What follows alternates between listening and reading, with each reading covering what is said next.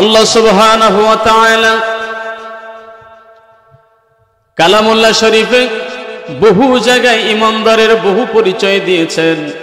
শুরুর দিকে সূরাতুল বাকারার ভিতরে আল্লাহ বলেছেন ঈমানদারের কথা, আল্লাযীনা ইউমিনুনা বিল গায়বি ওয়া ইউকিমুনাস সালাতা ওয়া মিম্মা রাযাকনাহুম ইউনফিকুন। আল্লাহু আকবার। ঈমানদারের পরিচয় দিতে যাইয়া রব্বুল আলামিন ইরশাদ ফরমান, আল্লাযীনা ইউমিনুনা বিল গায়ব, যারা অদৃশ্যের প্রতি বিশ্বাস রাখে। সুবহানাল্লাহ বলেন। ঈমানদারের এক নম্বর গুণ হলো বিশ্বাস রাখতে হবে অদৃশ্যের প্রতি। ভাইরা আমার, যতদিন থেকে আমরা বুঝি রব্বুল আলামিন এই পৃথিবীতে আমাদেরকে প্রেরণ করার পর যেই দিন থেকে আমরা বুঝ পেয়েছি, আল্লাহ আমাদের আকল দিয়েছেন, আমাদেরকে বালেগ করেছেন, বুঝ বুদ্ধি বিবেচনা আমাদেরকে দিয়েছেন, সেই দিন থেকেই আমরা আল্লাহ যে আমাদের সৃষ্টিকর্তা, আল্লাহ আমাদের রব, আল্লাহ আমাদের রিজিক দাতা, আল্লাহ হায়াত দাতা, আল্লাহ মউত দাতা, যে কোনো মুহূর্তে ইজ্জত দিয়ে তিনি ধন্য করতে পারেন, আবার যে কোনো মুহূর্তে বেইজ্জতি করতে পারেন। এই বিশ্বাস সেই আল্লাহর প্রতি আমাদের আছে না নাই? আমরা সব সময় বিশ্বাস করি আল্লাহ আমাদের মাথার উপরে আছে, ভালো মন্দ করার মালিক একমাত্র আল্লাহ। আওয়াজ দিয়ে বলেন আল্লাহু আকবার। আমরা বিশ্বাস করি যুগে যুগে এই পৃথিবীতে বাবা আদম থেকে শুরু করে ঈসা আলাইহিস সালাতু ওয়াস সালাম পর্যন্ত যত নবী রাসূল পৃথিবীতে আগমন করেছেন, প্রত্যেকজন নবীর যুগে, প্রত্যেকজন রাসূলের যুগে 2 জন 4 জন 5 জন 10 জন 1000 জন নবীদের দুশমন, রাসূলের দুশমন পৃথিবীতে ছিল কি ছিল না? কথা বলেন। লিকুল্লি মূসা ফিরাউন, যেখানে মূসা সেখানে ফেরাউন ছিল কি ছিল না? যেখানে বাবা ইব্রাহিম খলিলুল্লাহ সেখানে নমরুদ ছিল কি ছিল না? যেখানে রাহমাতুল লিল আলামিন মুহাম্মদুর রাসূলুল্লাহ সাল্লাল্লাহু আলাইহি ওয়াসাল্লাম সেখানে উতবা, সাইবা, আবু জাহেল, আবু লাহাব ছিল কি ছিল না? কিন্তু এরপরেও এর মধ্য দিয়েও আল্লাহর দিন পৃথিবীতে আছে কি নাই? একটু কথা বলেন আপনারা, আছে কি নাই? আল্লাহর কোরআন পৃথিবীতে আছে না নাই? নবী রাসূল যিনারা ছিলেন পৃথিবীতে ছিলেন কি ছিলেন না? আমার ভাইরা, আপনাদের খেদমত আরজ করতে চাই, ওই ফেরাউনের যুগেও যে আল্লাহ আমার ছিলেন, নমরুদের যুগেও যে আল্লাহ আমার ছিলেন, মুহাম্মদুর রাসূলুল্লাহ সাল্লাল্লাহু আলাইহি সাল্লামের যুগেও যেই আল্লাহ আমার ছিলেন, চিৎকার করে ইমানের শক্তি দিয়ে বলেন সেই আল্লাহ এখনো আছেন না নাই? সম্মানিত হাজিরিন, তাহলে আমাদের মনে বিশ্বাস আল্লাহ পাক রব্বুল আলামিনকে নিয়ে যে যাই মন্তব্য করুক না কেন, আমাদের বিশ্বাস অল ইন অল পাওয়ারের মালিক একমাত্র আল্লাহ। কোনো সন্দেহ আছে? আল্লাহর শক্তির মধ্যে কোনো কমতি আসে? কেউ কেউ হয়তো ভাবতে পারেন যে এত আগের আল্লাহ, এত বয়স হয়ে যাইতেছে, মনে হয় আগের মতো শক্তি আর নাই। এটা কেউ চিন্তাও যদি করে সে বেঈমান হয়ে যাবে। কথা বলেন ঠিক কিনা? আল্লাহু লা ইলাহা ইল্লা হুয়াল হাইয়ুল কাইয়্যুম লা তা'খুযুহু সিনাতুন ওয়ালা নাওম। আপনাদের খেদমতে আরজ করতে চাই, সেই রব্বুল আলামিন আছে অবশ্যই, এটা আমরা বিশ্বাস করি। কিন্তু আমি যদি আপনার কাছে প্রশ্ন করি, কেউ বলেন তো দেখি, আজ পর্যন্ত কি কোনোদিন এত পাওয়ারের মালিক আমার আল্লাহ, সব কিছু করে আমার আল্লাহ, কিন্তু সেই আল্লাহকে আমরা এই চর্মচক্ষু দিয়ে জীবনে কেউ দেখছিনি? বলতে পারবো কেউ? দেখছি, কিন্তু এরপরেও মানি। কথা কোন ঠিক না? এই জন্যই তো আমাদের দাম বেশি। আলহামদুলিল্লাহ বলে, আল্লাযীনা ইউমিনুনা বিল গায়ব আল্লাহকে আমরা দেখি নাই কিন্তু মানি। যতদিন পৃথিবীতে বেঁচে আছি তাকেই মানব। যতদিন বেঁচে আছি আমরা বলে যাব আল্লাহু আকবার। কথা কোন ঠিক কিনা? এই ধুলাই দূষিত পৃথিবীতে একজন মানুষ যে আমার আল্লাহকে আল্লাহ বলে মেনে নিয়েছে, মুয়াজ্জিন আজান দেওয়া মাত্র দৌড়াইয়া মসজিদে চলে যায়। সমস্ত চাকরি, ব্যবসা, বিবি, ছেলে মেয়ে, দুনিয়ার আড্ডা, কলকারখানা, ব্যবসা বাণিজ্যের প্রতিষ্ঠান, বন্ধু বান্ধবের আড্ডা সব ফেলে দিয়ে মসজিদে গিয়ে আল্লাহু আকবার, আল্লাহ বড়, এই স্লোগানটা দিয়ে নামাজে প্রবেশ করে যায়। সুবহানাল্লাহ বলে। ঠিক কিনা ভাই? যখন আমরা নিয়ত করে বলে ফেলি আল্লাহু আকবার, দুনিয়ার সব কাজ তখন আমাদের জন্য হারাম হয়ে যায়। কোনো চিন্তা ফিকির তখন আর দুনিয়ার দিকে থাকে না। আমার নিয়তটা কেমন হবে নামাজের ব্যাপারে আল্লাহ বলে দিয়েছেন, কুল ইন্না সালাতি ওয়া নুসুকি ওয়া মাহইয়ায়া ওয়া মামাতি লিল্লাহি রাব্বিল আলামিন। আল্লাহু আকবার। আমার ভাইয়েরা, নামাজের মধ্যে কোনো রিয়া রাখবো না, নামাজের মধ্যে কোনো লৌকিকতা লাগবো না, নামাজের মধ্যে কাউকে দেখানোর অভ্যাস মনে রাখবো না।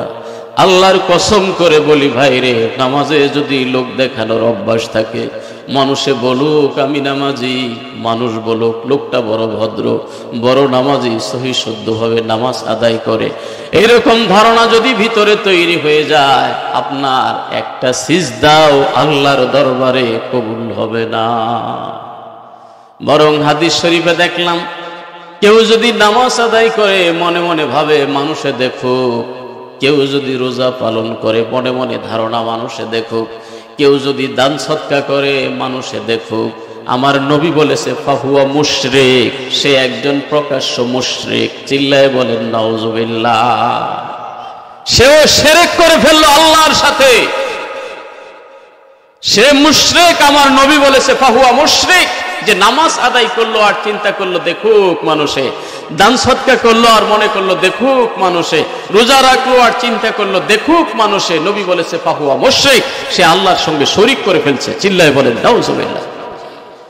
এরকম নামাজ যদি কিয়ামত পর্যন্ত চলতে থাকে বাইরে, এই নামাজ আপনাকে আমাকে কোনো উপকার দিতে পারবে না। এই জন্য কম পারি আর বেশি পারি, যতটুক নামাজ উপহার দিব আল্লাহকে, একমাত্র যেন আল্লাহর জন্যই হয়। এই জন্য রব্বুল আলামিন বলেছে, হাবিব আপনি বলে দেন, বিশ্ববাসীকে আপনি জানিয়ে দেন, ইন্না সলাতি, নিশ্চয়ই আমার নামাজ, ওয়া নুসুকি, আমার কুরবানি, ওয়া মাহিয়ায়া, আমার বেঁচে থাকা, ওয়া মামাতি, আমার বেঁচে থাকা, আমার মরে যাওয়া, সব কিছু একমাত্র রব্বুল আলামিনের জন্যই নিবেদিত। সুবহানাল্লাহ বলেন। কার জন্য হবে ভাই? জবান খুলে বলেন কার জন্য? একটু আওয়াজ দিয়ে বলেন কার জন্য? আল্লাহর জন্য। ভাই, আমাদের নিয়তে যদি কোনো ঝামেলা থাকে, কুরবানির মধ্যে যত ঝামেলা নামাজের চাইতে বেশি না কম? কথা কন না। নামাজের চাইতে বেশি, কারণ নামাজে তো কোনো মজা নাই। কথা কন না। নামাজে কোনো খাওয়া দাওয়া নাই, নামাজে কোনো ফুর্তি ফার্তার ব্যাপার নাই, ঠিক না? নামাজে ঝামেলা একটু কমই থাকে, কিন্তু কুরবানিতে কথা, কুরবানি আসে বছরে একবার। কুরবানিটা আমার দেশে যত ইহতিমাম হয়, মানে যত গুরুত্ব আমরা দেই, কুরবানির মতো অন্যান্য আমলগুলো, ফরজ ইবাদত যে আমাদের নামাজ, একটু যদি আমরা গুরুত্ব দিতাম, আমরা এক নম্বরে আল্লাহর ওলি হয়ে যাইতাম। কথা বলে, কারণ কুরবানির মধ্যে কিছু পাওয়া আছে। কথা কন। দিলাম তো আল্লাহর নামে, খাইলাম তো আমি। কথা কন, ঠিক না? দিলাম আল্লাহর নামে, খাইলাম আমি, তাহলে নিয়তটার কত ক্লিয়ারেন্স দরকার। আপনার টাকা দিয়ে আপনি গরু কিনলেন, আপনার টাকা দিয়ে আপনি খাসি কিনলেন, আপনার টাকা দিয়ে আপনি উট কিনলেন, ভেড়া কিনলেন, দুম্বা কিনলেন, কিন্তু আল্লাহ বলতেছে কুরবানি আমার জন্য। হিসাব করা দরকার, নিয়তটা কত ক্লিয়ার হওয়া দরকার। এই জন্য আল্লাহ জানিয়ে দিয়েছেন, লাই ইয়ানালাল্লাহা লুহুমুহা ওয়ালা দিমাউহা ওয়ালাকিন ইয়ানালুহুত তাকওয়া মিনকুম। আল্লাহু আকবার। রব্বুল আলামিন পৃথিবীর মানুষকে জানিয়ে দেয়, তোমরা তো কুরবানি করো, কুরবানির গরুর গোশত, রক্ত কোনো কিছুই আমি আল্লাহর কাছে পৌঁছায় না। আমি আল্লাহর কাছে পৌঁছে শুধু তোমার অন্তরের অবস্থাটা, কতটুকু ভয়, কতটুকু প্রেম, কতটুকু মহব্বত নিয়ে তুমি কুরবানি পেশ করতেছো। কুরবানির রক্ত গোশত কোনোটাই আমি আল্লাহর কাছে যায় না। কথা কোন ঠিক কিনা? আপনারা জানেন আমাদের জাতির পিতা ইব্রাহিম খলিলুল্লাহ বৃদ্ধ বয়সে রব্বুল আলামিনের কাছে একখানা সন্তান চেয়েছিলেন, আল্লাহ দিয়েছেন সন্তান। সন্তান যখন চলাফেরা করার বয়স হইল, ফালাম্মা বালাগা মাহুস সায়া ক্বালা ইয়া বুনাইয়া ইন্নী আরা ফিল মানামি আন্নী আযবাহুক ফানজুর মাযা তারা। ছেলের কাছে বলে ফেললেন, বাবারে, ঘুমের মধ্যে আমি স্বপ্নে দেখলাম যেন আমি তোমাকে জবাই করতেছি। আর আমার ভাইরা, নবীদের স্বপ্ন মানে ডাইরেক্ট এটা ওহী, আল্লাহর নির্দেশ। ছেলের কাছে বলা মাত্র যেমন বাবা তেমন ছেলে, ছেলেও রেডি হয়ে গেল। কুরবানির সম্পূর্ণ প্রস্তুতি সম্পন্ন হলো, মিনার প্রান্তরে নিয়ে যাওয়া হয়েছে। আল্লাহ যাদেরকে হজ করার তৌফিক দিয়েছেন, গেলে দেখে এসেছেন, বা যারা যাবেন আল্লাহ নিবে দেখে আসবেন। মিনার প্রান্তরে সেই চিহ্নটা এখনো বিদ্যমান আছে। প্রবীণ লোক যারা তারা দেখায় দেয়। সুবহানাল্লাহ বলেন। আমার ভাইয়ারা, ইব্রাহিম খলিলুল্লাহ আল্লাহর নবী হযরত ইসমাইল আলাইহিস সালাতু ওয়াস সালামকে যখন সর্বপ্রস্তুতি সম্পন্ন করেছে, ছুরি গলায় চালাবে, ওই মুহূর্তে আল্লাহর পক্ষ থেকে বাণী এসে গেছে, قد صدقت الرؤيا إنا كذلك نجزي المحسنين। ইব্রাহিম, খবরদার, থামো থামো থামো। তুমি তোমার ছেলের গলা পর্যন্ত ছুরি এনেছো, এই পর্যন্তই আমার দেখার ছিল। ভাইরে, খুব হিসাব মিলাবেন। টাকা আমার, গরু কিনলাম আমি, খাবো আমি, মাঝখানে শুধু ছুরি চালানোর ব্যাপার, এটা হলো আল্লাহর জন্য। আল্লাহ দেখবে তোমার সাধ্যের মধ্যে, সামর্থ্যের মধ্যে টাকা দিয়া তুমি খাসিটা কিনছো কিনা, সাধ্যের মধ্যে হালাল টাকা দিয়ে গরুটা কিনছো কিনা, সাধ্যের মধ্যে হালাল টাকা দিয়ে উটটা কিনছো কিনা। আর নিয়তটা কি বাবা ইব্রাহিমের মতো একমাত্র আল্লাহকে দেখানোর জন্যই কিনা?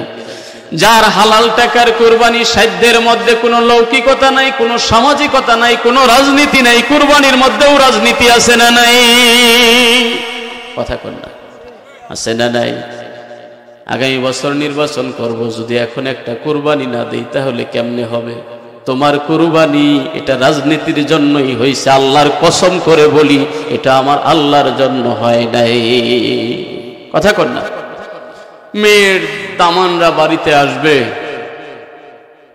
গোশত কিনতেই হবে, ওর চেয়ে একটা কুরবানি দেই। বুঝেন ব্যাপারটা? নিজেরাও খেতে গোশত লাগবে, একটা কুরবানি দিয়েই ফেলি। কত যে ঝামেলা! না ভাই, কোনো কিছু এরকম মনে স্থান দেওয়া যাবে না। শুধুমাত্র এই আল্লাহ আমাদেরকে যদি ছেলে কুরবানি দেওয়ার নির্দেশ দিত, তবুও তো আমরা দিতে বাধ্য থাকতাম। কথা বলেন ঠিক কিনা? যেই জায়গায় আল্লাহ আমাদের প্রতি এত স্যাক্রিফাইস করেছে, একটা পশু কুরবানি করলে আল্লাহ খুশি হয়ে যাবে, তাহলে পশুটা কুরবানির মতোই হতে হবে। আল্লাহ পরিবারের জন্য না, আত্মীয় স্বজনের জন্য না, বেআই বেনিকে খুশি করার জন্য না, রাজনৈতিক কারণে না, সমাজের নেতা হওয়ার জন্য না, কাউকে দেখানোর জন্য না, শুধুই মাত্র তোমার হুকুম পালন করার জন্য আল্লাহ ছুরি চালাইলাম, তুমি দয়া করে কবুল করে নিও। অথচ নিয়ত যদি আমার ভালো হয়, কুরবানি যদি হয়ে যায়, হালাল গোশত আল্লাহ তো খাওয়ার অনুমতি আমাকে দিয়েই দিয়েছে। সুবহানাল্লাহ বলেন, সুবহানাল্লাহ। এই জন্য ঋণ করে কখনো কুরবানি দিবেন না। প্রতি বছর বড় গরু দিয়ে এইবার না দিলে কেমন দেখা যাবে, লাগলে চুরি করে এনে কুরবানি দিবে। কথা বলেন, আছে না নাই? হাসার জন্য বলি নাই, আমার দেশে বহু ডাকাত আছে, ডাকাতি করেও তারা কুরবানি দেয়, ছিনতাই করেও কুরবানি দেয়, গরু মানুষের থেকে চুরি করে এনেও কুরবানি দেয়। এমন ইতিহাসও বাংলাদেশে আছে। নাউজুবিল্লাহ বলেন, নাউজুবিল্লাহ। তবুও কুরবানি দিতে হবে। আর যদি ভালো একটা পশু কিনতে পারে, কত সেলফি, কত ভিডিও, কত ফেসবুকে ছেড়ে দিয়ে অমুক সাহেব 5টা গরু কিনছে, আছে না নাই? আহারে ভাই, এটা কার জন্য করলা তুমি, কিসের জন্য করলা? হবে না। ইন্না সালাতি ওয়া নুসুকি ওয়া মাহিয়ায়া ওয়া মামাতি লিল্লাহি রাব্বিল আলামিন। নিশ্চয় আমার নামাজ, আমার কুরবানি, আমার বেঁচে থাকা, আমার মরে যাওয়া সবকিছু রব্বুল আলামিনের জন্যই নিবেদিত। সুবহানাল্লাহ বলেন। তাহলে 2টা সিজদা যদি দিতে পারি, আল্লাহ যদি তৌফিক দেয়, কার জন্য হবে? রুকু করলে কার জন্য? তাসবিহ তাহলিল জিকির আজকার যা করব কার জন্য? এই যে আমরা এখানে বসাছি ভাই, আল্লাহর কসম করে বলি, যদি এই বসাটাও আপনার আল্লাহর জন্যই হয়, তাহলে আপনি একজন পরিপূর্ণ ঈমানদার। জোরে বলেন সুবহানাল্লাহ। মান আহাব্বা লিল্লাহ ওয়া আবগাদা লিল্লাহ, আল্লাহর জন্যই যদি কেউ কাউকে ভালোবাসে, আবার আল্লাহর জন্যই কেউ কারোর সাথে যদি গুসা করে রাগ হয়, সুবহানাল্লাহ। ওয়া আতা লিল্লাহ ওয়া মানা লিল্লাহ, আল্লাহর জন্যই যদি কেউ কাউকে কিছু দেয়, আল্লাহর জন্যই কাউকে কিছু যদি না দেয়, নিষেধ করে, আল্লাহর জন্যই যদি বসে, আমার রাসূল বলেছে লোকটা পরিপূর্ণ ঈমানদার। সুবহানাল্লাহ। আমল গাড়ি গাড়ি, ইমানে ঝামেলা, ইমান দুর্বল, এই আমল দিয়ে বিন্দু মাত্র 4টা পয়সার কোনো কাজে আসবে না। কথা কোন ঠিক কিনা? পেয়ারা নবী মুহাম্মদুর রাসূলুল্লাহ সাল্লাল্লাহু আলাইহি ওয়াসাল্লাম হাদিস শরীফে ইরশাদ ফরমান, ইমানের সংজ্ঞা দিতে যায় নবী আমার বলেন, আল ঈমানু বিদউ ওয়া সাবউনা শুবা, আফদালুহা কাউলু লা ইলাহা ইল্লাল্লাহ ওয়া আদনাহা ইমাতাতুল আযা আনিত তারিক ওয়াল হায়াউ শুবাতুম মিনাল ঈমান। আওয়াজ দিয়ে বলেন আল্লাহু আকবার। আমার নবীজির জবান মুবারক থেকে ইরশাদ ফরমান, ইমানের শাখা রয়েছে 70টারও বেশি। সুবহানাল্লাহ বলেন। কতটা? একটু কথা বলেন আপনি। এই বাবা, এই তুমি যে হাঁটতে আছো সারাটাই কি পরিদর্শন করো? বসো বসো। ওমনের ইমানের শাখা রয়েছে কতটি? 70-এরও বেশি। আল ঈমানু বিদউ ওয়া সাবউনা শুবা, 70টারও বেশি শাখা প্রশাখা রয়েছে। 1 নাম্বারটাই হলো লা ইলাহা ইল্লাল্লাহ। সুবহানাল্লাহ বলেন। আল্লাহ ছাড়া কোনো মাবুদ নাই, এই বিশ্বাস আগে অন্তরে ধারণ করতে হবে। কথা কোন ঠিক কিনা? পৃথিবীতে সৃষ্টি যত হোক, অসংখ্য সৃষ্টি পৃথিবীতে রয়েছে, বিজ্ঞান যত কিছু আবিষ্কার করুক না কেন, যত গবেষণা করুক, যত তথ্য তাদের কাছে থাকুক, কিন্তু সৃষ্টি গণনা করে আজ পর্যন্ত শেষ করতে পারে নাই, কিয়ামত পর্যন্ত পারবে না। একজন মানুষের বয়স দেখবেন 60 বছর, 70 বছর, 80 বছর হয়ে গেছে, এরপরে হঠাৎ করে নতুন একটা পাখি দেখাইলে ওই 80 বছরের লোকটা বলবে, বাবা রে বাবা, জীবনে তো এই পাখি কোনোদিন দেখি নাই। 80টা বছর জীবন থেকে চলে যাওয়া আপনি কি মনে করেছেন? এই জন্যই আমার আল্লাহ মহান, আল্লাহ এত বড় কারিগর, আল্লাহ এত বড় স্রষ্টা, আল্লাহ এত বড় রব, যার সমান আর কেউ কোনোদিন হবে না। নতুন নতুন কত সৃষ্টি আমরা যত ভ্রমণ করি, এক বাংলাদেশের মধ্যে আপনি হিসাব মিলাতে পারবেন না। খাবার জন্য যত হালাল প্রাণী, যত মাছ, যত মৎস্য আল্লাহ আমাদের জন্য রেখে দিয়েছেন, যত পাখি রেখে দিয়েছেন, পৃথিবীর অন্য কোনো দেশে যাওয়ার দরকার নাই। এক বাংলাদেশের মধ্যেই সিলেটের মানুষ চলে যাবেন বরিশালে, এমন মাছ দেখবেন আপনি অবাক হয়ে যাবেন যে জীবনে তো এই মাছ কোনোদিন দেখিও নাই, নামটা পর্যন্ত শুনি নাই। সুবহানাল্লাহ বলেন। বাংলাদেশের কথা বলছি, আপনার বাড়ি সিলেটে, আপনি যান বরিশালে, বরিশালের মানুষ আবার সিলেটে আসবে, বা আল্লাহর মেহেরবানি আমিও আসতেছি বিভিন্ন এলাকায়, সিলেট বিভাগের প্রত্যন্ত অঞ্চলে আল্লাহ পাক হয়তো কবুল করেছে, আমি ঘুরতেছি, ফিরতেছি, দেখতেছি, খাইতেছি। এক এক দিন এক এক বাড়িতে, বিশেষ করে হাওর এলাকায় যখন পড়ে সিস্টেম, যখন শিডিউল, যখন এই হাওর এলাকার কোনো বাড়ির আশেপাশে যাই, তখন আহারে কত পদের যে ছোট মাছ, সুবহানাল্লাহ, নাম তো শুনি, জীবনে তো দেখি নাই, নামটা পর্যন্ত শুনি নাই। এটা কে করেছেন? কথা বলেন, কে করেছেন? সৃষ্টি কোনোদিন গণনা করে শেষ করা যাবে না, কিন্তু যতই গণনা করে শেষ করা না যাক, যারা ইমানদার, আল্লাহতে যারা বিশ্বাস করে, তারা এটা মেনে নেয় সৃষ্টি পৃথিবীতে অসংখ্য হতে পারে, স্রষ্টা হলেন একজন, তিনি আওয়াজ দিয়ে বলেন কে? তিনি হলেন একমাত্র আল্লাহ। সুবহানাল্লাহ বলেন, সুবহানাল্লাহ। সেই আল্লাহর প্রতি আমাদের ঈমান আছে না নাই? কথা কোন আছে না নাই? তাহলে আমার ভাইয়ারা, সেই আল্লাহর বরত্ব ঘোষণা করে যেই লোকটা তাকবীরে তাহরিমা বেঁধে নামাজে দাঁড়িয়ে যায়, বিশ্বনবী মুহাম্মদুর রাসূলুল্লাহ সাল্লাল্লাহু আলাইহি ওয়াসাল্লাম ইরশাদ ফরমান, 5 ওয়াক্ত নামাজ যত্ন সহকারে যে ব্যক্তি আদায় করলো, এই নামাজের ওসিলায় তার জীবনের গুনাহগুলো আমার আল্লাহ মাফ করে দিবে। সুবহানাল্লাহ।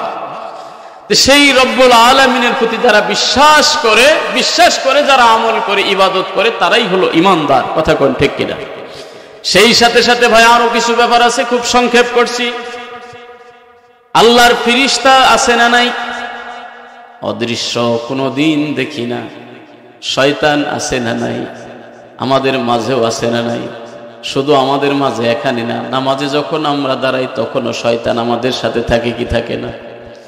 হাদিস শরীফে এসেছে, প্রত্যেকটা মানুষের আশেপাশে শয়তান থাকে, ঘরেও শয়তান থাকে, কিন্তু মুয়াজ্জিন যখন মসজিদে আজান দেয়, শয়তান তখন দৌড়াইয়া পালায়। এই জন্য আল্লাহু আকবারের ধ্বনি এটা শয়তান সহ্য করতে পারে না। সুবহানাল্লাহ বলে। আজান দেওয়া হলে শয়তান তখন কি করে? পালাইতে থাকে। এই জন্য সিস্টেম হলো আমার ভাইরা, আজান যখন হয় ঘরের দরজা জানালাগুলো বন্ধ করে দিবেন। দরজা জানালা ফাঁক পাইলে ওই ঘরের ভিতরে শয়তান যায় প্রবেশ করে, এগুলো বন্ধ করে দিবেন আজানের আগেই। মা বোনদেরকে বলে রাখবেন, বিশেষ করে সকাল সন্ধ্যায় ছোট ছোট ছেলে মেয়ে ঘরে আছে, ওদের উপরে যায় আসর করে। বুঝতে পারছেন ব্যাপারটা? ওদেরকে আগেই, সন্ধ্যা হওয়ার আগেই ঘরে তুলে নেবেন, ঘরের দরজা জানালাগুলো বন্ধ করে দিবেন, শয়তানের আসর থেকে তারা দূরে থাকবে ইনশাআল্লাহ। আর আরেকটা আপনাদেরকে বলে দেই, তা হলো শিশুরা যখন বাথরুমে যাবে বা আমরাও যখন যাব, রাসূল সাল্লাল্লাহু আলাইহি সাল্লামের শিখানো দোয়াটা তাদেরকে পড়াবেন। আল্লাহুম্মা ইন্নী আউযু বিকা মিনাল খুবুসি ওয়াল খাবাইস। না জানা থাকলে হুজুরদের কাছ থেকে জেনে নেবেন। এটা বড় একটা আমল রে ভাই।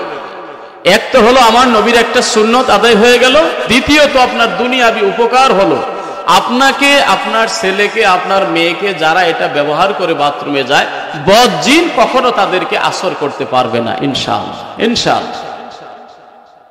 হাদিস শরীফে আসছে এই দোয়াটা পড়লে, কারণ শয়তানের বাসস্থান কোথায় জানেন? ইবলিস নিজে আল্লাহর কাছে প্রশ্ন করছিল, আল্লাহ আমার থাকার জায়গা কোনটা? আল্লাহ বলছিল যে বাথরুম। ঠিক আছে কথা? কোনটা? ইবলিস বলছিল আমার খাবার কোনটা? আমার নাম ছাড়া যেটা খাওয়া হবে এটা তোর খাওয়া। চিন্তা করছে? এই জন্য মোমেন এক গ্লাস পানি খাইলেও আমরা কার নামে বিসমিল্লাহ বলে শুরু করব, নাইলে ওখানে শয়তানকে আপনি অংশীদার বানিয়ে ফেললেন। শয়তান বলছিল আল্লাহ আমার ইশতেহার কোনটা, মানে বিজ্ঞপ্তি কোনটা? আমার দলে যে মানুষ আসবে এটা কি দিয়ে আমি ডাকবো তাদেরকে? গান বাজনা, ডেক সেট, নাচানাচি আছে না যেগুলো? কথা কর না আছে? আপনার ভাদেশ্বরে আছে?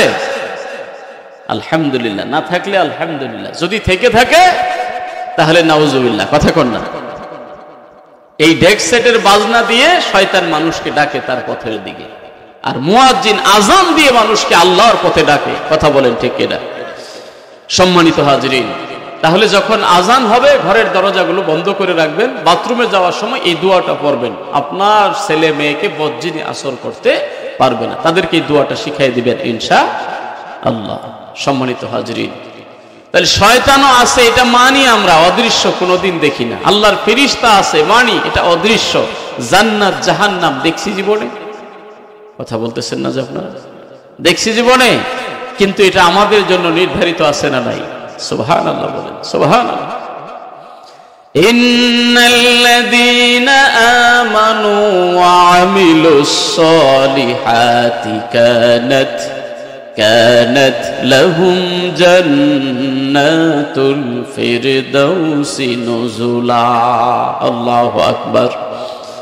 রব্বুল আলামিন দেখেন কুরআনুল কারীমে যত জায়গায় ঈমানের কথা আল্লাহ বলেছেন, পাশাপাশি নেক আমলকেও উল্লেখ করেছেন। কারণ শুধুমাত্র যদি কেউ বলে লা ইলাহা ইল্লাল্লাহু মুহাম্মাদুর রাসূলুল্লাহ, আমি ঈমান আনলাম, এতেই কাজ হবে না। ঈমান আনার পাশাপাশি নেক আমলও করতে হবে। নিশ্চয় যারা ঈমানদার এবং নেক আমল করে তাদের জন্য আপ্যায়নের স্থান হবে, তাদের আবাসন হবে, তাদের থাকার জায়গা হবে আল্লাহর ঘোষণা অনুযায়ী জান্নাতুল ফিরদাউস। সুবহানাল্লাহ বলেন। থাকার জায়গা কোথায় হবে? কোথায়? আরে একটু সাহস করে বলেন না, আমাদের জায়গা কোথায়? জান্নাতুল ফিরদাউস। নবীজি আমাদেরকে বলছেন, ফাইজা সাআলতুমুল্লাহ ফাসআলুহুল ফিরদাউস, তোমরা যখন আল্লাহর কাছে চাইবে তখন জান্নাতুল ফিরদাউসটাই চাইবে। সুবহানাল্লাহ বলেন না। আমার আল্লাহ তো এমন আল্লাহ যিনি চাইলে খুশি হন, না চাইলে বেজার হন। সুবহানাল্লাহ বলেন।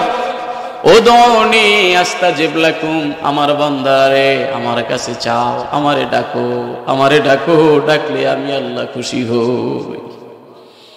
এই জন্য আমি একজন নগণ্য দিনের খাদেম হিসাবে আপনাদেরকে একটা উপদেশ দিয়ে যাই, প্রতিদিন সম্ভব না হলেও মাঝে মাঝে একটু টেস্ট করবেন, বা আজকেই করবেন। ওয়াজের পরে যদি ওয়াজ 12টা পার হয়ে যায় তাহলে তো মোটামুটি দেরি হয়ে গেল। যাইয়াই উজু করে 2 রাকাত নামাজ আদায়ের জন্য দাঁড়াইয়া যাবেন। পারবেন? ওয়াজের পরে, কারণ 1টা পর্যন্ত ওয়াজ শুনে এরপরে ফজর ধরাই তো কঠিন, তাহাজ্জুদ আর কখন পড়বেন? যদি 1টা বেজে যায় মাহফিলে, তাহলে এখান থেকে গিয়েই ওযু করে 2টা রাকাত নামাজ পড়ে একটু টেস্ট করবেন, শুধু জাস্ট।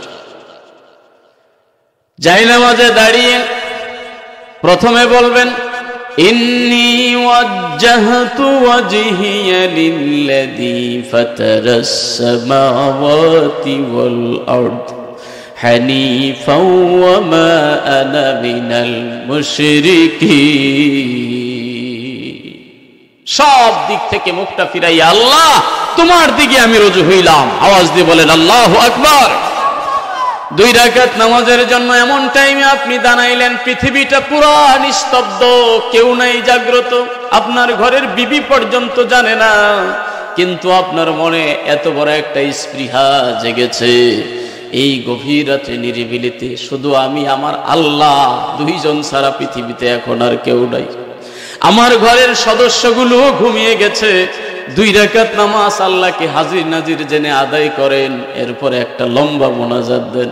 মোনাজাত দিয়ে বলেন, আল্লাহ আমার এই অভাব তুমি পূরণ করে দাও, আমি ঋণগ্রস্ত, তুমি ঋণটা মিটিয়ে দাও। আল্লাহ আমি গুনাহগার, তুমি আমাকে মাফ করে দাও। আমার আল্লাহ কি বলে জানেন?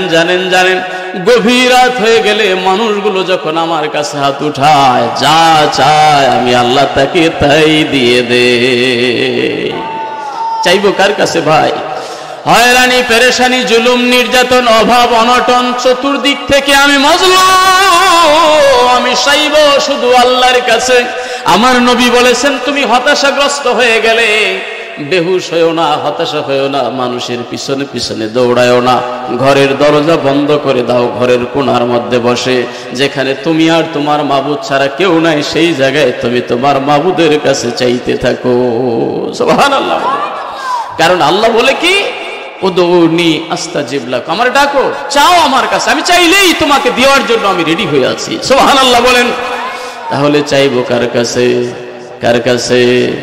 নামাজে দাঁড়িয়েও আমরা বলি, ইয়্যাকা না'বুদু ওয়া ইয়্যাকা নাস্তাঈন, মাবুদ গো একমাত্র তোমারই গোলামি করি এবং তোমার কাছেই সাহায্য চাই।